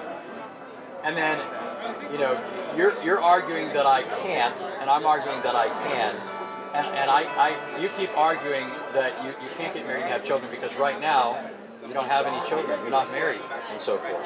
But that wouldn't be an argument against whether I could or couldn't get married and have children. It'd just be an argument that right now I'm not married and couldn't have children. So what I'm asking you to address is the fundamental point: could God become incarnate? Not repeat. If God would be going to the bathroom, God would eat, God would sleep, God would die, God would rise again, right? Victorious over death, as proof against the incarnation, because that all presupposes the incarnation. And it begs the question that we're actually trying to get a lot of. Let me say this again, because I think when me and David were talking, you kind of zoomed out because I just. So the question here, again, gets to be one of those things that, can God make a rock he can't lift? Well, we would answer that by saying that's against the nature of God being all-powerful, right? I would say I would say that's it's absurd. Can? No, it makes no sense to ask. Exactly. No, listen. I'm saying that those two things, a rock so heavy, making a rock so heavy it can lift it, you're asking if he can perform. Illogical feats are not feats at all. Thank you. Right? That's what you're asking. Exactly. But I don't think God. But see, I don't think that God becoming a human being is exactly the same to thing. that. You do, Yeah. and that's why I'm asking you to demonstrate that. Excellent. And all you're doing is begging the question. No, I'm not. Let me explain are. again, okay? When I asked David, for example, could we say that God gets a wife and has sex and has children and things like that? You said that would be against the nature of God, right? I meant like God just we're coming down and doing something like. Yeah. But I would agree with Anthony's answer that if God had decided after the incarnation to do that, then he'd be able to do that sort of thing. Now we're saying God could get married and have sex and have children. I would say if God wanted to do that and that was part of his eternal plan or something like that, he could do it. Let me ask you a simple question, right? Because let's say a guy comes up to you right now in a ballpark, right? There's all kinds of relatives, right? And he comes and tells you, hey, God's married to my mom and has sex with her every night, right? For example, right? Would you believe that? You want the answer? My answer would be this, and I think this is something that we should have been discussing already. Excellent. We believe that we don't know anything about God apart from God's own voluntary revelation of himself. Excellent. So we are all beholden to him. Right? We are dependent on him for life and breath as well as anything we know about him.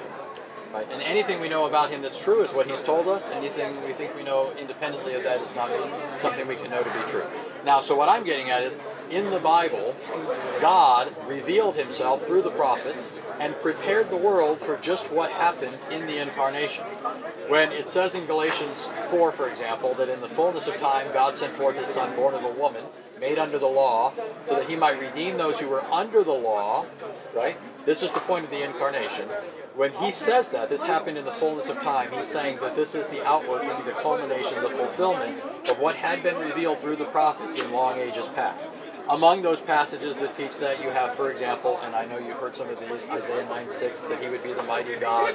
Jeremiah 23:6 said that the child that would be born would be Jehovah, our righteousness. Malachi 5:2 says that he would be the one whose origins are eternal, right? He has no beginning, no end. He's from of old.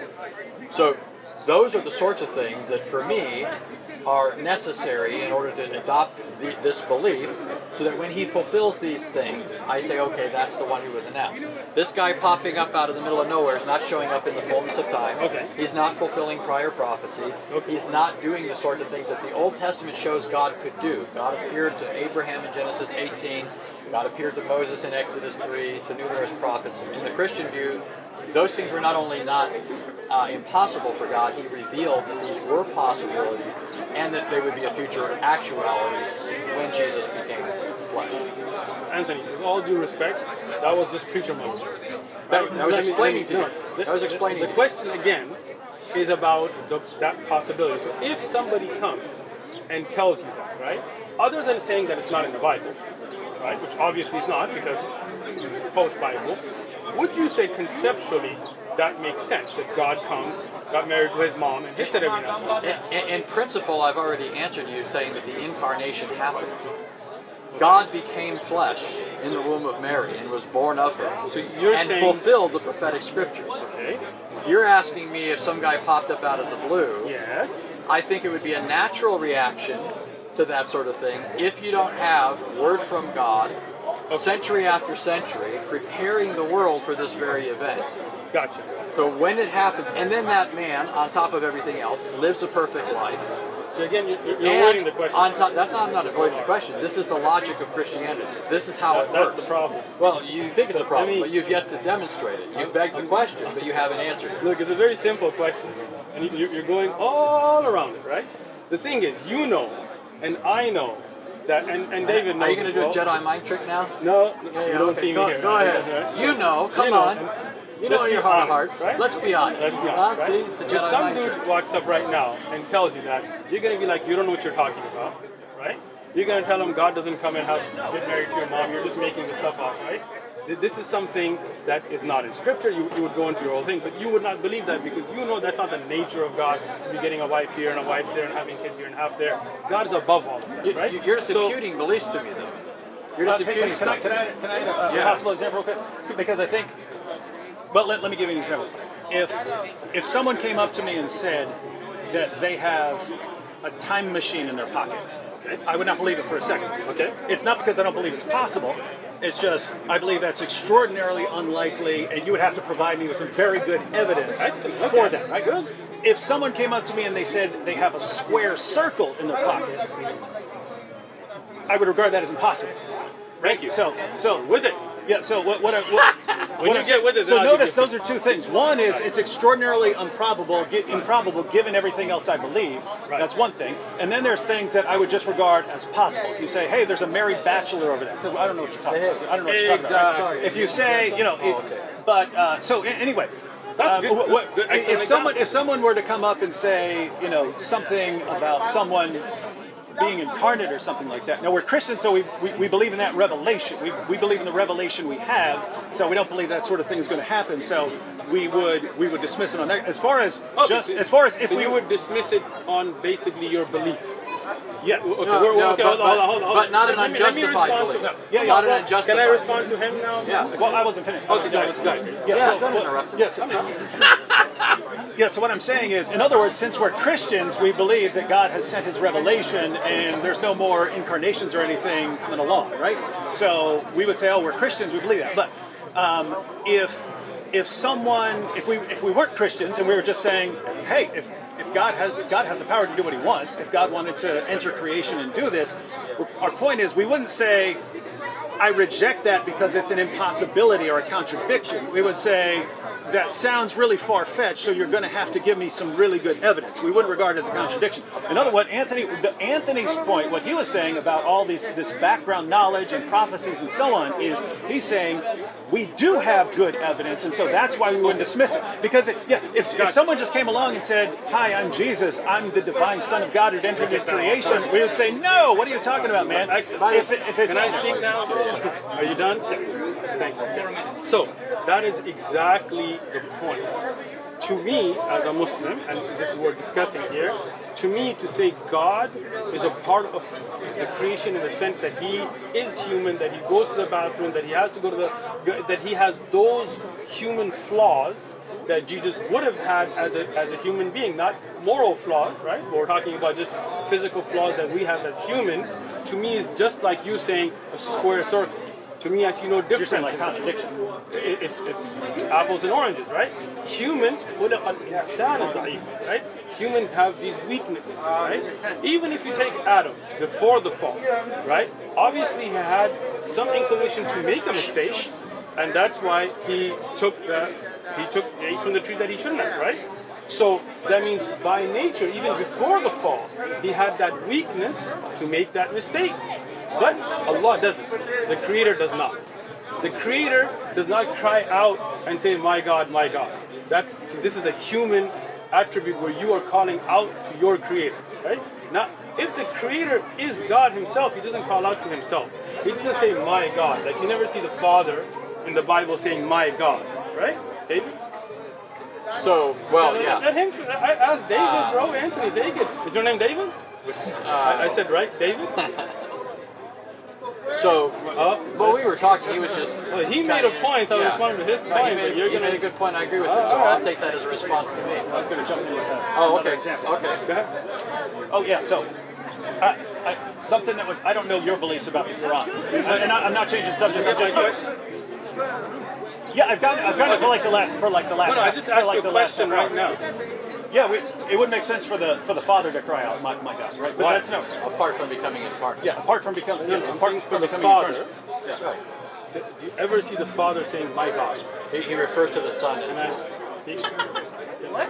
Man, David, you got like a ridiculous or something? Like you pull strings? Why are you so afraid to hear a couple people? I will talk to you. It's not like I'm going to let you talk too. I'm going to let him talk first, and then I'll talk to you. I've been talking this whole time. So the question, David, is, do you ever find the Father saying, my God?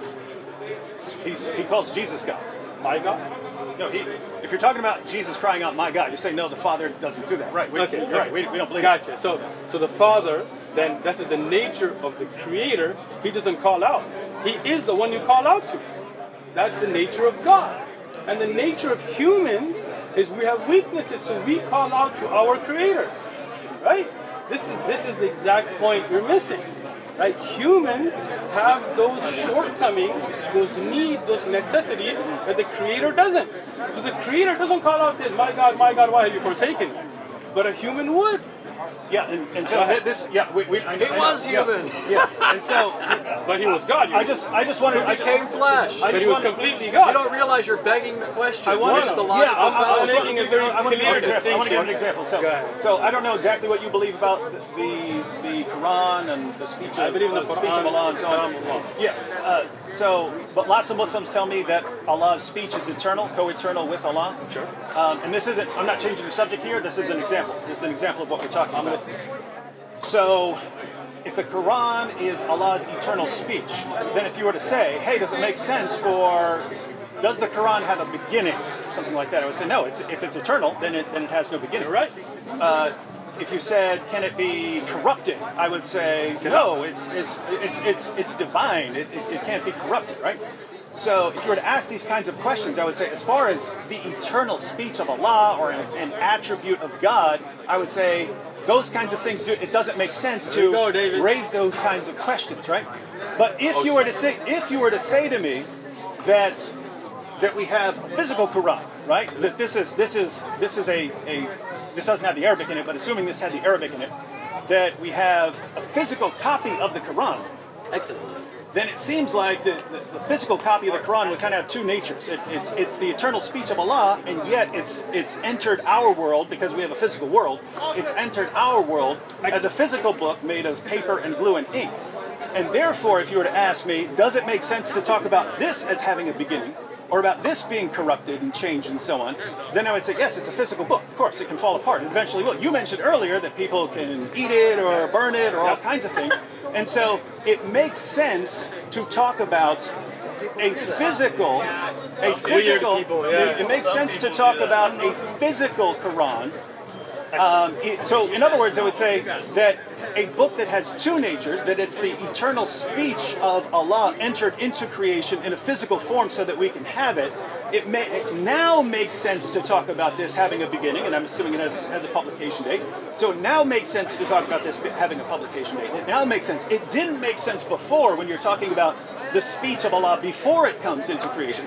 Once it enters into creation, now we can ask these questions. But if I were to take your objection seriously, I would have to say, no, it's absurd to talk about these eternal things that can't be corrupted, being corruptible, having a beginning, having an end, falling apart. That makes no sense of the eternal speech of Allah. Excellent. Are you playing chopsticks? Oh no, you got the music. You don't do music.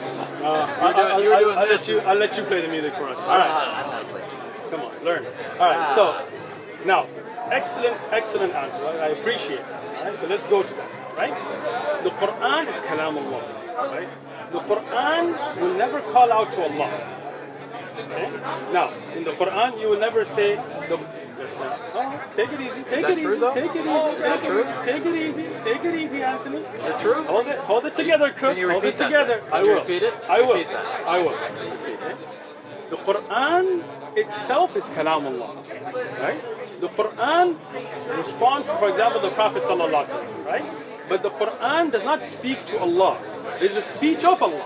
Allah teaches us, for example, ad'iyah, which are called dua, supplications, for us to use to call to Allah, right? But let me finish, bro. Take it easy. Yeah, I got it. Okay, so now, when you say this has a publication date, none of us standing here as Muslims will say this is a part of the creator, right? This here is a published book. That's why the Quran is recited and the Quran is revealed. It was never sent just like a book, right? Because then that book, and once it hits the earth, then that would be part of the worldly things. That's why Imam al-Bukhari has a book called خلق أفعال العباد, where he talks about the recitation or the paper or the ink is not what is Quran. Quran is what is revealed. And before the Day of Judgment, it will be taken up. And that revelation can never be corrupted. That revelation is always preserved. And that revelation doesn't weaken. You understand what I'm saying? Now, when you talk about Jesus now, on the other hand, when you say that he came and he became human, but then at the same breath you say that he's always one. God is not divisible. So you're saying that that is God himself, even though he's human, and even though he is God, the Father and him are the same thing, but he's saying, oh my God, why are you forsaking me? That makes absolutely no sense. Okay, great. So you've said the fact that Christ, the second person of the Trinity, Son of God, by virtue of becoming human and crying out to the Father, that there's a problem with that, a logical problem, and that's not something that Islam has to do with. Now, number one, I don't think that's a logical problem, but number two, I also don't think that's true Islamically. So I'd like you to tell me where I may have that wrong. I don't think I do, but I grant that you're the Imam, right? So, my understanding, which I have from other Muslims, which is part and parcel of why I hold that, and have read in the Islamic sources, that the Quran itself does intercede for Muslims, or will, on the Day of Judgment, right? The Quran will appear as a pale man and will say that he was the Muslim's companion in life and will intercede for him. Is that not correct? Can you give me a reference for that? That's in the Hadith. Which Hadith? Seriously, you don't think I'm going to go back? I mean, like, I don't know. Are you saying that's not in the Hadith? That is not in any authentic Hadith that I've ever read. So you'd say it's not authentic? Oh, that's fine. If you say it's not authentic, hold on, take it easy. So, to say the Quran will appear as a pale man, and what did you say it would be with the Quran will intercede for Muslims and will say that it as was, a pale man. Well, that's in a Tirmidhi Hadith, for example. Let's I can look for it. Let's look for it. No, hold on. Because see, I like to discuss on evidences. So can I find a hadith in a Tirmidhi that says the Quran will be a pale man? Let's just find that and then I will explain from there. Okay, so, but that kind of misses the point that I'm making. You're focused on the pale man part, but I think you and I both know that it's classically Islamic to say the Quran will intercede for you. So let me explain the shifa of the Quran? Yeah, explain that. Excellent. The Quran is Kalamullah. Yes, sir. told us that part. That's part of the explanation. Okay, Take it go easy, ahead. Anthony. Okay. The Quran that is read by us, right? When we read the Quran, that Kalamullah will be a evidence for us. Do you understand what I mean? That the fact that we stayed up at night and read the Quran will make shifa. It will be an intercession.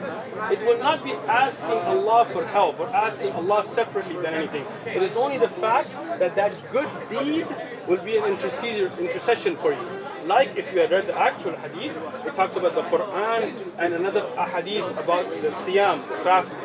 Right? We don't say fasting by itself is an entity, but it's the deed that is that intercedes for you. So does the hadith say that the deed of reciting the Quran will intercede for you, or does the hadith say the Quran will intercede? Again, so this is the thing. When you say Al-Quran was Siyam, these two will be shifa. They will be an intercession. Right? So what does that mean? That it is that deed of reading the Quran. You understand what that means now? I understand what you're claiming. That's just not what the So hadith let's see says. that. I searched for it. The first one that popped up, I know it's in Tirmidhi, but the first one that popped up was in Ibn Majah.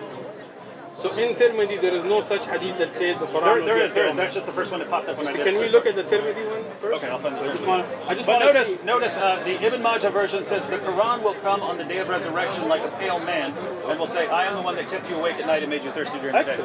Excellent. So let's now go to. Hold on, take it easy.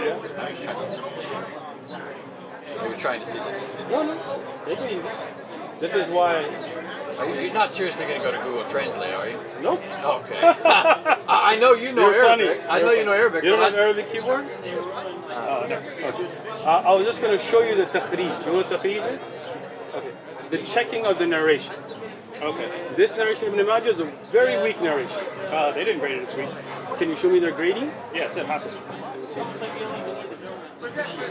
I just did that. It's in Arabic now. You just ruined his phone. You can't see anything in English he'll now. see. Where does it say Hasan? No, this is Darus Salam's grades, right? So this is not sunnah.com, just a website. Okay? So Darus Salam. Darus Salam is a publishing house, right?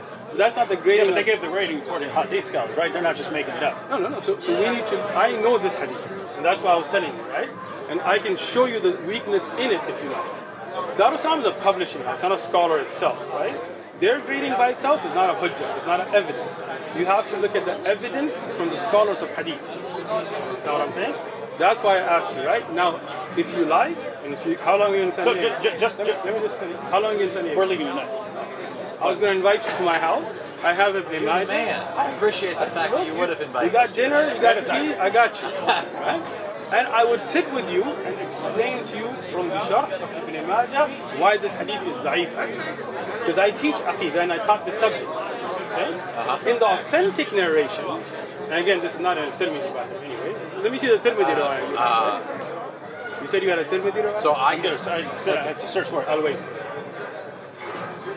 In the authentic narration, it does not mention the pale man. That's why I was trying to explain to you. Rather, the Quran and its shifa is from the one who stayed up at night. So the shifa is the Quran asking intercession from the deed of you staying up night. You understand the understanding, right? Yeah. Now, when you look at Jesus calling out on the cross, according to the Bible that you believe in, right? Saying, oh my God, why have you forsaken me? That is not about a deed that you did. That is one entity calling out to another entity for help and asking, why have you forsaken me? Is that correct or wrong? So that you know, I'm not saying I have any problem with that. I absolutely affirm that. So the second affirm. person of the Trinity took on a human nature. So he was and no by longer God. virtue, no, he was both God and man, and by virtue of the incarnation was able to call out to the Father as God. So Okay, there, I want to understand. I wasn't trying to give an apology. Okay, for so that. I want to understand. absolutely affirm that. Okay, so let me understand what you affirm. You're saying Jesus came to earth and became a man. Absolutely. So was he that all-powerful, all-being, has no need to God at that time or not? He was both God and man. Again, that's like a square circle, You right? could say that's like a square circle. Because God has no needs, right? As his divine nature, so think of it this way. I mean, it's not that hard, really. It is hard. It's confusing. It's like a square circle. You're asserting that it is. But To me, there hasn't been a demonstration of that. What I'm getting at is as God. So if he, as an example, you think man has a soul, man has a body, Yes. right? Your soul and your body are not the same thing. They're both you. True. We don't want to get into a whole tangent here. I'm with you. But there are things that are true of you bodily that aren't true of you in terms of your soul or spirit. Okay. Right? If your body dies, does your soul die? No. No. As Christians, we believe Christ is both God and man, just like man is body and soul. Right? Man has those two constituent elements. But so all I'm saying is, although the attributes of Christ as God are such as he is omniscient, omnipotent, omnibenevolent, all of these things, his human attributes and qualities are most definitely character. He's in one place at one time. He gets hungry. He slept. He wept. He died. Did he go to the bathroom? He absolutely did. God went to the bathroom. Yeah. God became flesh, I went to the bathroom. dwelt among us, and Did he get diarrhea? secured self. He died on the cross. What more do you want than that? That's pretty. What more do you want than that, huh? You are Muslim, aren't you? Huh? This He is a died on the secret, cross. right? You're he looking, got tortured. Yeah. Absolutely. He God beard got plucked tortured. out. Oh. Beard plucked out. His Ooh. back was whipped. Gotcha. Huh? Yeah. And he cried out to who? He cried out to his father. But he didn't say Father. He said God.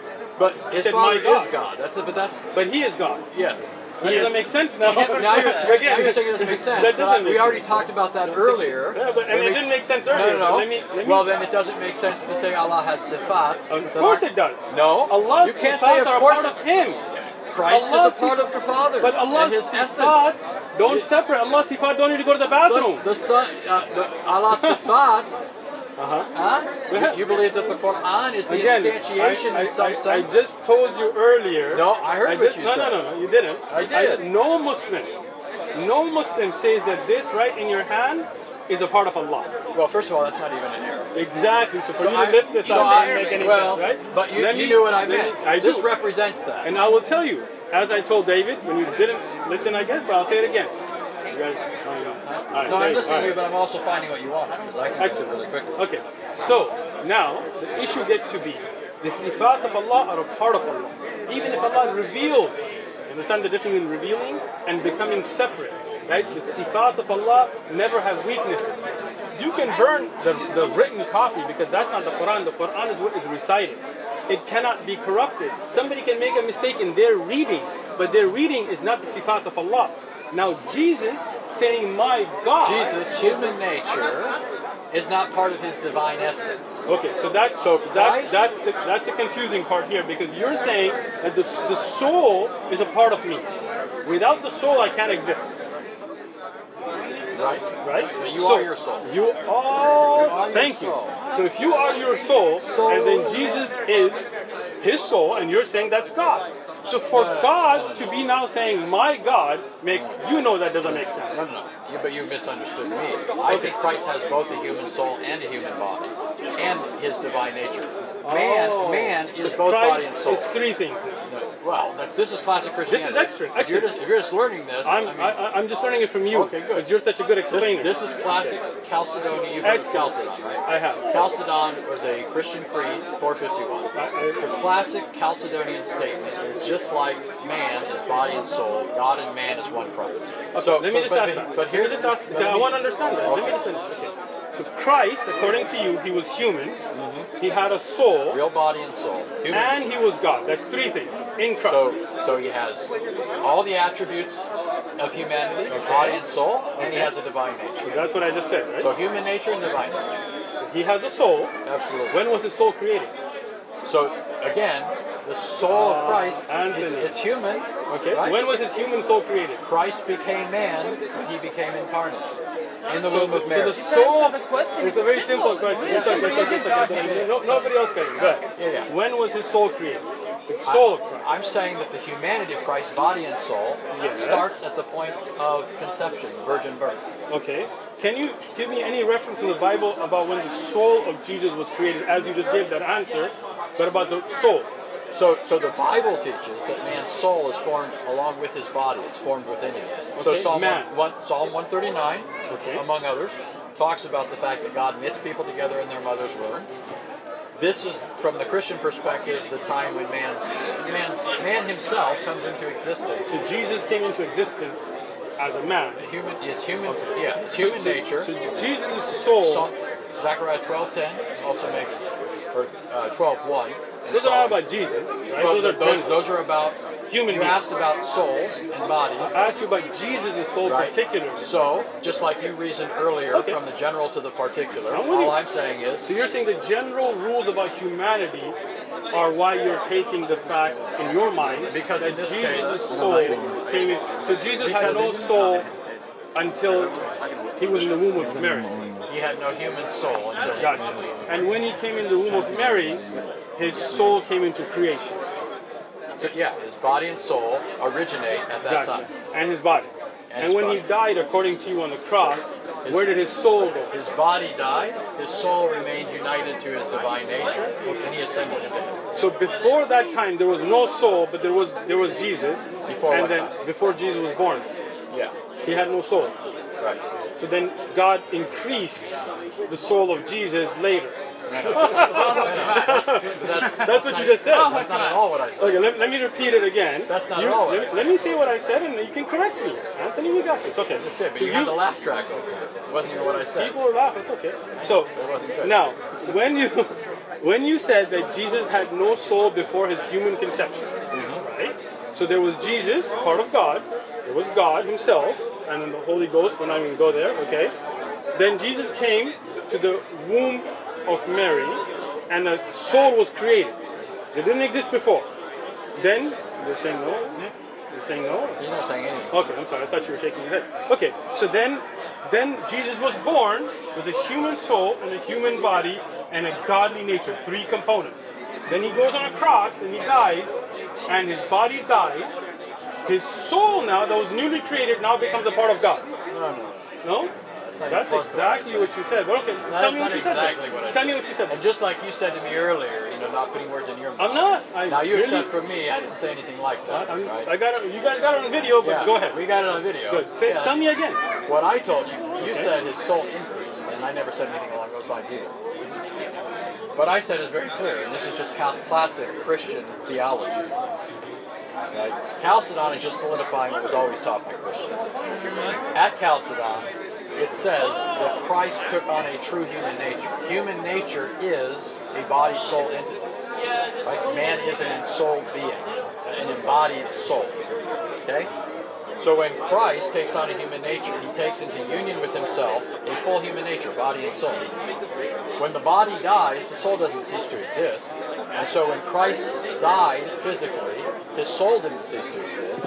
Neither did it separate the union that had already been established at the incarnation between Christ as a divine person and that human soul.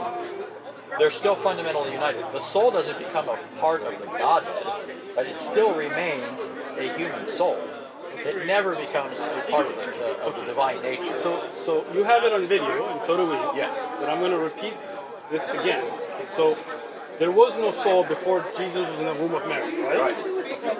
So Jesus came in the womb. God created a new soul. Yeah. For Jesus. Yeah. We don't became a part of it. Maybe we have a different conception of what the soul is. It's okay. Let's just keep going. Soul, body, soul and body. Okay. He came out on earth. You with me, Anthony? Yes. Okay. He goes to the cross. He gets killed, according to you. Everything's free. Now his soul and body separate. I would stay and talk, but I got soul that was not a part of the God union before, was not a part of Jesus before, where does that soul go? It remains his soul. And where does he go? He goes back to the Father. So the Father now has an increased soul. You said it, and you said it again, and now you're denying it. Wait a minute. Thank you. Wait a minute. When you say you believe that Allah raised Jesus to himself, you believe that eventually someday you guys are all going to go, well, somebody's going to Jannah, right? Somebody's going to heaven. Are you going to say they're added to Allah, like they're some part of his nature? We do not believe. Because I don't believe that either. Let me respond. We do not believe we in Jannah are a part of Allah. And neither do I. But you said no. But you said Jesus is a part of God. No. We're talking about Jesus' soul. I said. You got it, bro. It's over. Thank you. You've been asserting and begging the question the whole Brown time. David, please. You've been Brown asserting. David, Hold Brown on. Shimon. Hold on. Yeah. You can get Sam. We'll bring Sam in here in just a second. But we need to be clear here. I never said that Christ's soul becomes part of the deity. That was your claim. That was your claim. You're laughing. I'm glad this is recorded. Right? Oh, I'm so glad because I'm going to show this. So where man does that can soul understand go? Simple English or Where does Christian soul go? theology. What does it have to do with where does the soul go? Jesus' soul, where does it go? Do you think if somebody's soul goes to heaven, it becomes part of God? No. Well, neither do I. But you said Jesus' soul connected with him. It doesn't separate I and goes back to being a I part said- of God. But listen, Come on, you guys I gotta did not see this. say that Come it goes back on. to being part of God. You said that, and then you had your laugh track, and then you turned and handed to the camera. Where did the What soul? I Where told did you- Jesus' soul go? Okay, now let's be clear. Your assumption is if his soul goes up to heaven, then somehow it becomes Where part does of the deity. Jesus' soul go? Jesus' soul remains forever united to his divine nature. Okay, where does his divine nature? Is he back to being a part of God? What do you mean back to being part of God? He never ceased being part of God. But he was human here, right? As to his divine nature, he's always God. He never ceases to be God. So then when he got a When he soul takes on attached to himself him, a human nature, which includes a human soul, right? at his death he doesn't cease. Okay, so that soul is now a part of his divine nature. No, Jesus is a part of. it's Oh yeah, that soul remains united in his person. Yes. It's his soul, So but God- it's not his divine nature. So it's a part of him. That's your disjunct. Is it a part of God or not? It is his. He has a divine nature and a human nature. Is that soul, because his human body is dead, so his human soul, is it a part of God or not? It is not a part of his divine nature. It's not a part of God or not? It's not part of his divine So nature. Jesus' soul is not a part of God. It's not part of his divine nature. Do you It's a understand very the simple difference? question. It's a very simple Is it a answer. part of God, or yes or no? It's a very simple answer. His soul is his human nature, not his divine nature. Jesus, that person, has two natures, divine and human. You keep wanting to conflate the two. So- Christian theology has always said that's not true, and you're when- just learning for when the first Jesus time, died- after doing Da'if for so long, for the first time, you're just now learning that's not Christian theology. Anthony, We got it on film. Anthony, You said it. Anthony, You said this it. is the first time, as I said, that the way you're explaining it, right? Because other Christians explain it differently. But Well, I'm telling you let me Orthodox tell you- Chalcedonian okay, Christology. Let me tell you this.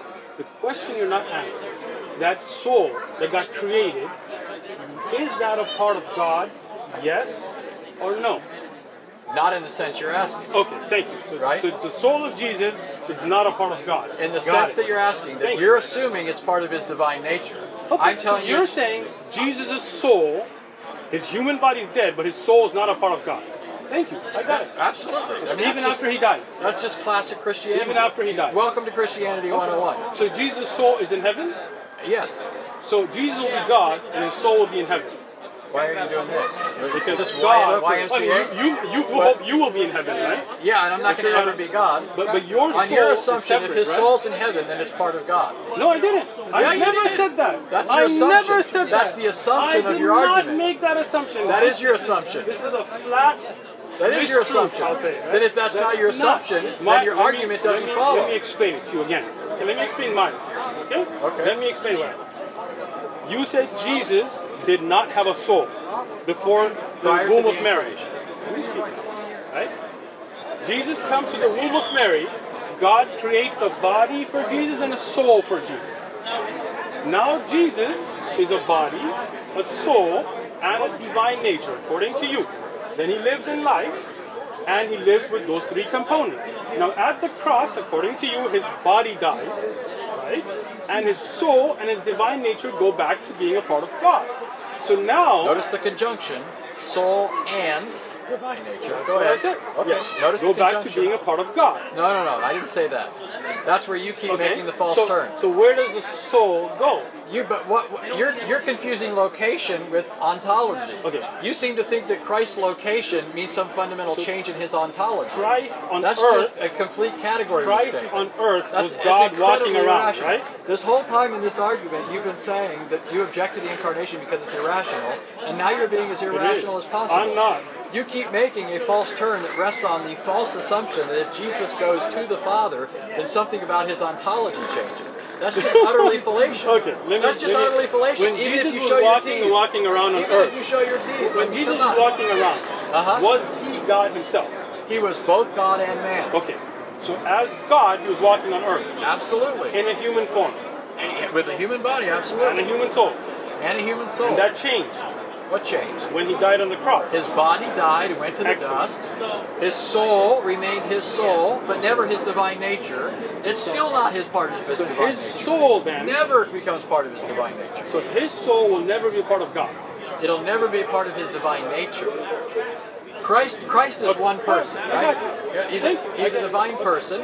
He has two natures. I understand you. Okay. I don't agree with it. Okay, well, I didn't expect you to agree at this point, but I'm saying you understand what it is now, though. David, do you have the same? You understand at Do you this agree point that the soul of Christ is not a part of God? it's not a part of his divine nature. You believe that? David would. That's basic Christianity. I mean, many Christians here, preachers and pastors, have said the soul of Christ is a part of God. Right? Well, but you're saying it's not. Okay. But see, I don't know how you're they saying mean the it. soul of Christ was created, and when Christ died, his soul does not become God. Absolutely not. Okay. His soul is in heaven. So let me just say this then. I can't speak for other Christians, right, in this sense, the people you've talked to, right? I'm not going to say you're misrepresenting them. There are possibilities, right? No. I'm saying they might be speaking less than precisely, or you might be misunderstanding them. I can tell you this, even with all the laugh tracks going on, I can tell you this. Historic, classic Christianity, in terms of its official formal creeds and confessions, teaches exactly what I just told you, right? The Chalcedonian Creed, which is historic Christianity in its affirmation of the natures of Christ, has always affirmed that Christ had a fully human nature, and those two natures forever are distinct. His human nature could never be his divine nature. Never. So the soul of Christ is not a part of God. It's not a part of his divine essence, his nature, right? And this goes back to a fundamental distinction of Christianity that I think we agree on. And you would hold it as a Muslim, not as, I'm not saying you hold this, the creator-creature distinction. There's an absolute distinction between the two. Yes. And so as Christians, we affirm that distinction, and we don't believe the incarnation ever blurs that distinction.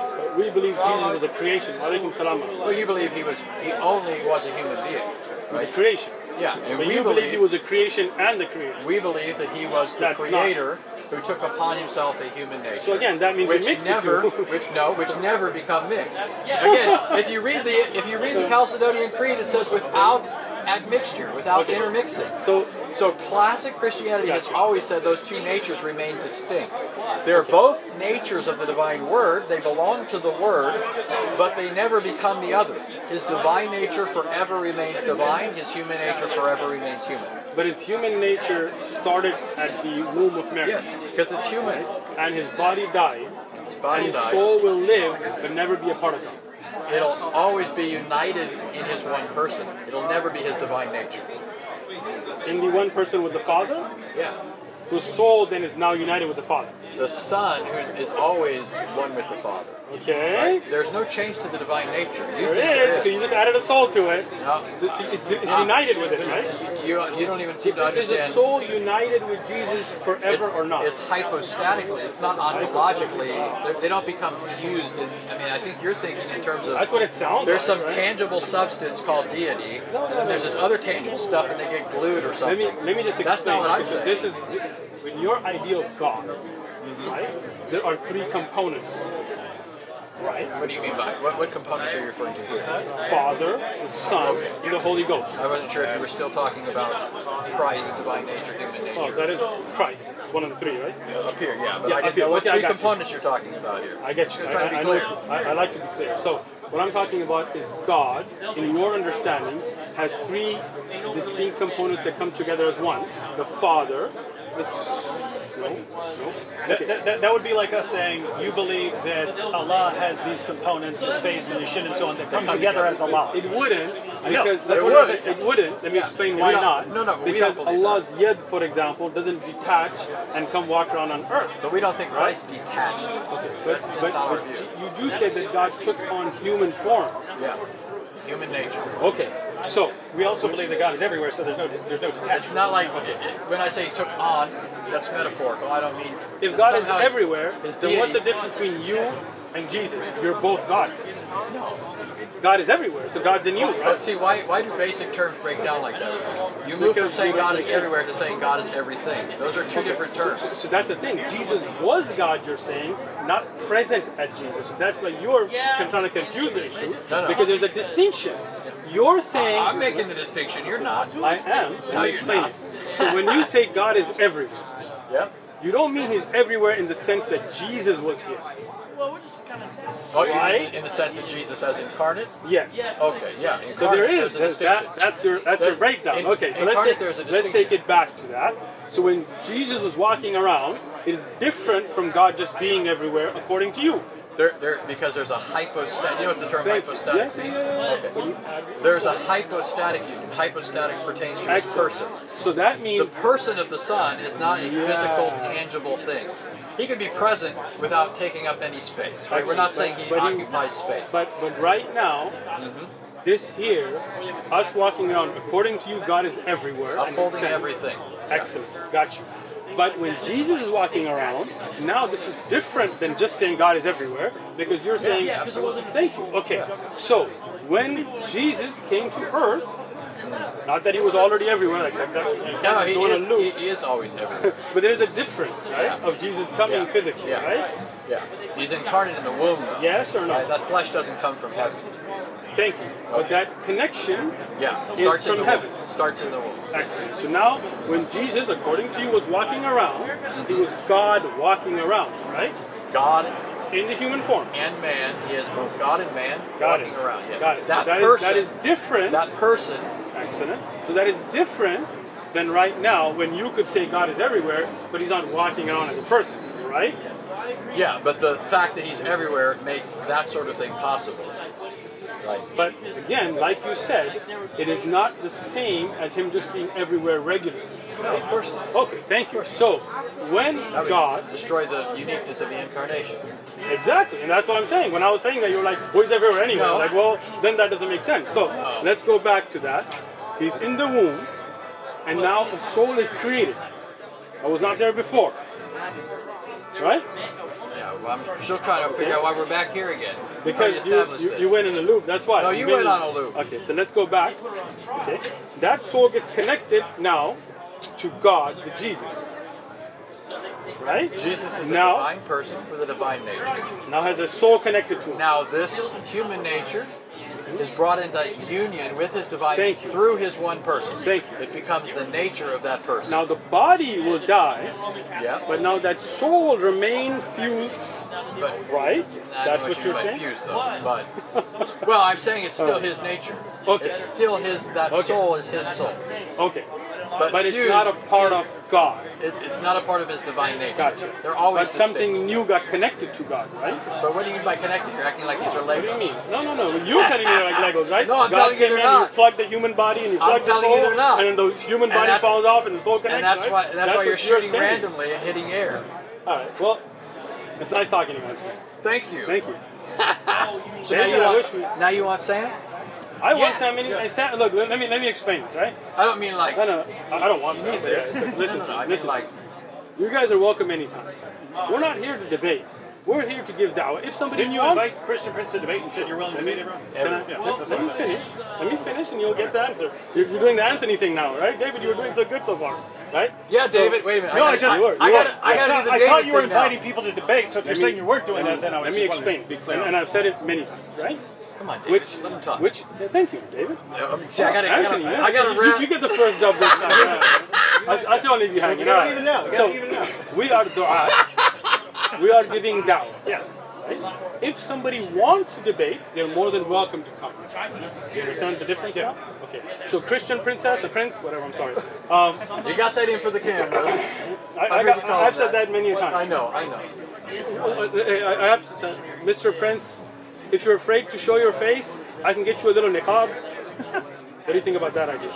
He could put like a little scarf on, and that way he won't show his face and he can come in person like you guys. So for the record, I have no idea why he doesn't want to be seen.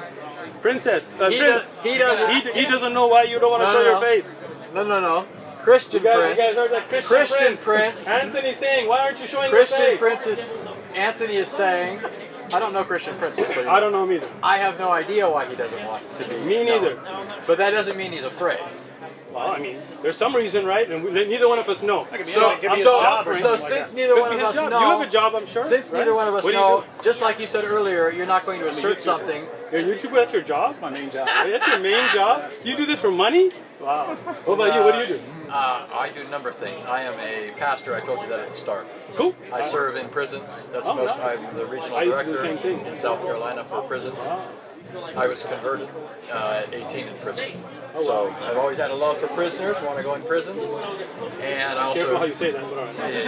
But all right. and then I also have a night job where I Cool. do a lot of online. So Christian Prince, we are together making an offer that if you would like to have a conversation like this and you don't want to show your face, I'm offering to bring you a niqab so you can cover your face, and we had a respectful nobody got hurt, nobody got beat up, nobody got fired, right? So we're making that offer to you. Nobody got fired. I mean, I work a regular job. Not yet. Not yet. Maybe I will. I don't mean I'll you. take it for God. Not No you. problem. I'm not afraid.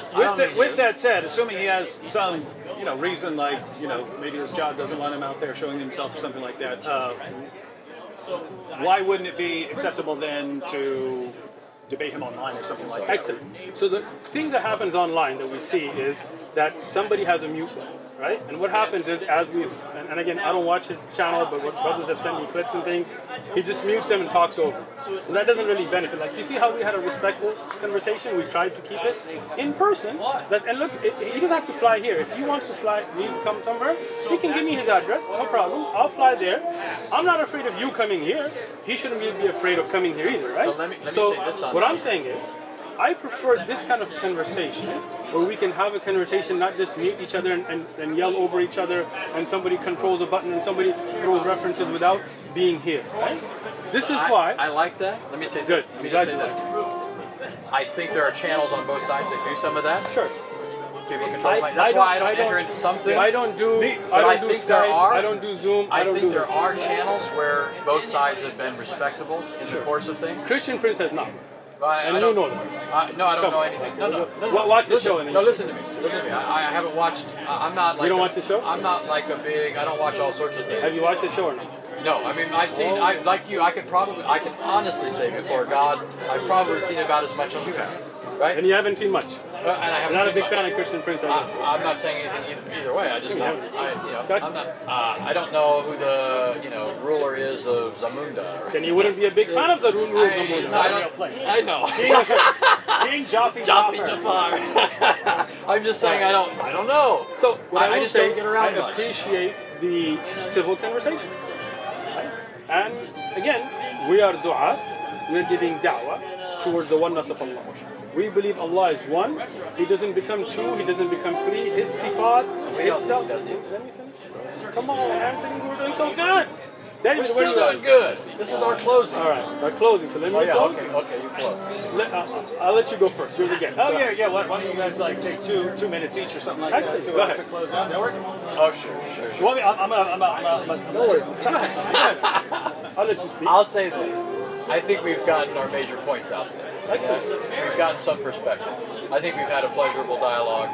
I've enjoyed you. I've expressed some of the things that I like. I love the fact that Muslims are willing to engage. I hope that never changes, unless, of course, they become Christian. That's the ultimate goal from our perspective, just like yours is for us to become Muslim. I think that if we honestly go back and look through this, there's been a good bit of breakdown in terms of, but also clarification. But I think there's a breakdown in some of the understanding. Hopefully some clarification along the way on both sides.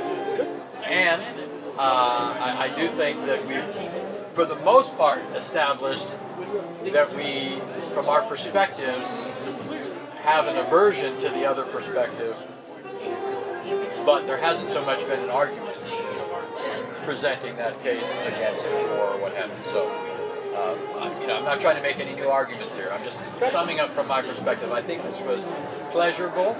I think it was productive. As a human being, I've enjoyed you. Obviously, we're on different sides of the, God.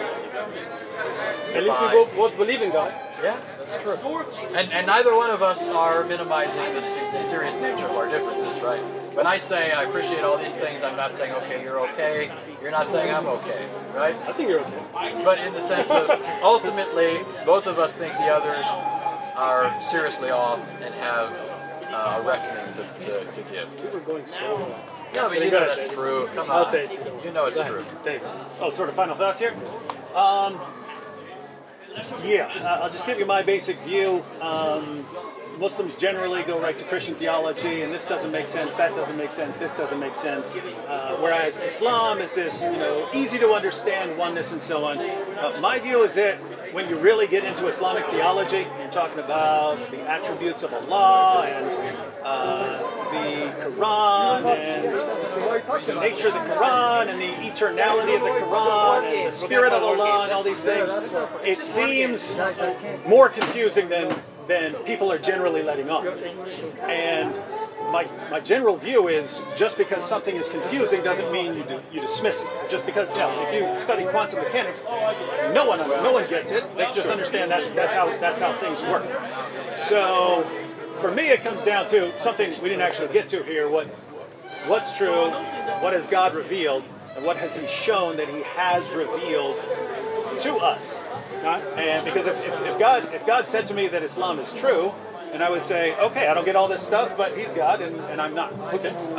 But similarly, if God reveals that Christianity is true, then to me it just wouldn't matter if there were some aspect of Christian theology and I said, I really don't get that, or it doesn't make sense or something like that. So, but I do think it's cool when we can have conversations like this.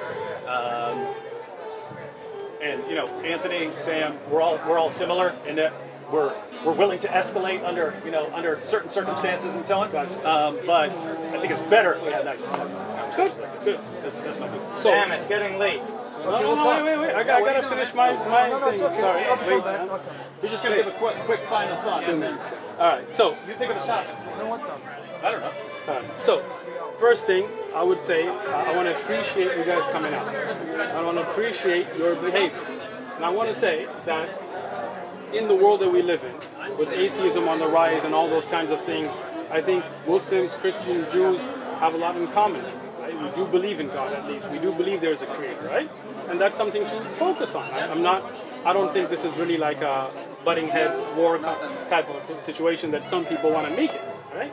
I don't think we should be insulting. I think we should be having a good conversation as we've had. I believe that there is one creator. That one creator is indivisible. He doesn't become two, he doesn't become three, he doesn't become four. He has one Zat. Zat of Allah is one. Sifat don't make it different. It's part of the same Zat of Allah. I believe that one creator, He sent Moses and Abraham and Muhammad and Jesus and all of these prophets as prophets. All of them had different miracles. Some were born without a father or mother. Some were born from the rib. Some were born without a father. Some split the ocean. Some split the moon. These are miracles sent to these prophets. And they all brought the same message. The message didn't switch up that, okay, right now you need to do good deeds and then later on just believe and somebody else will die for your sins. To me, that's not from the nature of God to be unjust to a bunch of people by making them accountable for their deeds and then unjust to another people by just believing in something and no better deeds they go to heaven. To me, that's not my belief. My belief is that there is one Allah, one creator. He reveals the Quran. He is the one that sent the prophet, and those prophets preach the same message. Believe in one creator. Don't worship idols, no statues, no symbols of statues, all those kinds of things, and follow the prophet of your time. I believe this is the time of the prophethood of the Prophet Muhammad sallallahu alaihi wasallam, and I invite all of you to believe in the Prophet sallallahu alaihi wasallam and follow that guidance, and this is what I believe leads to heaven. Again, appreciate the time, appreciate the conversation, and you can bring Sam if you like. Sam, we gotta break our fast. Come on. Let me stop this real quick just to start it up again so the file's not too long. Cool. Shmar. Yeah, Shmar. Did he leave?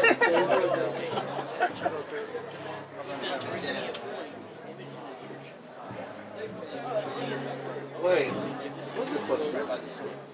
Huh? Take a seat if we so. I'm good. Oh. Yeah, we have. So, 10 minutes left. I thought they'd be worse.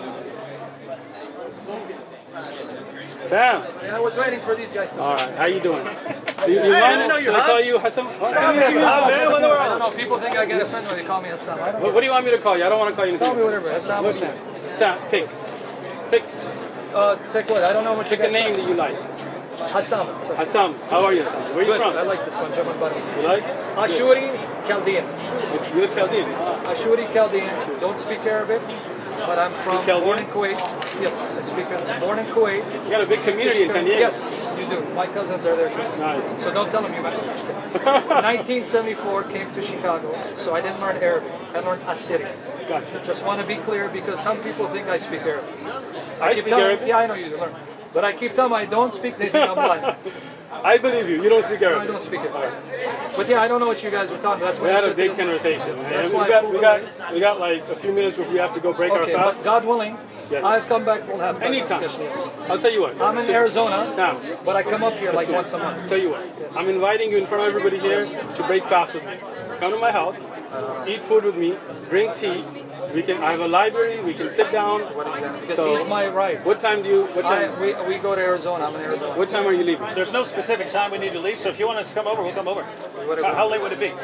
Probably on 7 o'clock. We'll start dinner. Whatever you want to Then do. we'll. He's we'll my be- right. Sounds But good, sounds I good. come up once a month, I promise you. Now that we understand each other, I will come up. We'll Okay, let me give you my number. Yes, and here, take And if you want them today, if you guys are heading Yeah, out, that's up because to we're you gonna guys. get. So if we sit, we're gonna sit at least till 10 p.m. midnight. So you guys better be ready. All right. Wait. Let's turn the cameras off. And I don't want people. Give me a hug. All right. We'll talk more. Hopefully, but You guys do have time for a quick conversation, so he said a few minutes he wants to break. Yeah, I have to leave. I mean, we leave at 5. So. So go ahead. That's okay. We'll come back. Come back. He'll call me if you want to go to his house. You're the But then we're gonna wait till around 7:30 to break the fast. So the food's gonna start. Then after food, we're gonna sit. I mean, think it through because I don't I'll want have to. I'll have to check with everyone. to check this. If you need, what time do you need to leave? What time are you? There's no specific time we need to leave. We just need to get back to Phoenix sometime tonight. You want to leave around midnight-ish? Is that cool? No, we probably leave before that. Probably come. Then let's do it another time. Okay. All right. Cool? You want to say hi to everyone? Hey, what's up, everyone? How you doing? How you doing? Hammer time came and we had a good time, and we'll do it again. Yep, we're definitely gonna do it again. Sounds good. All right, bro.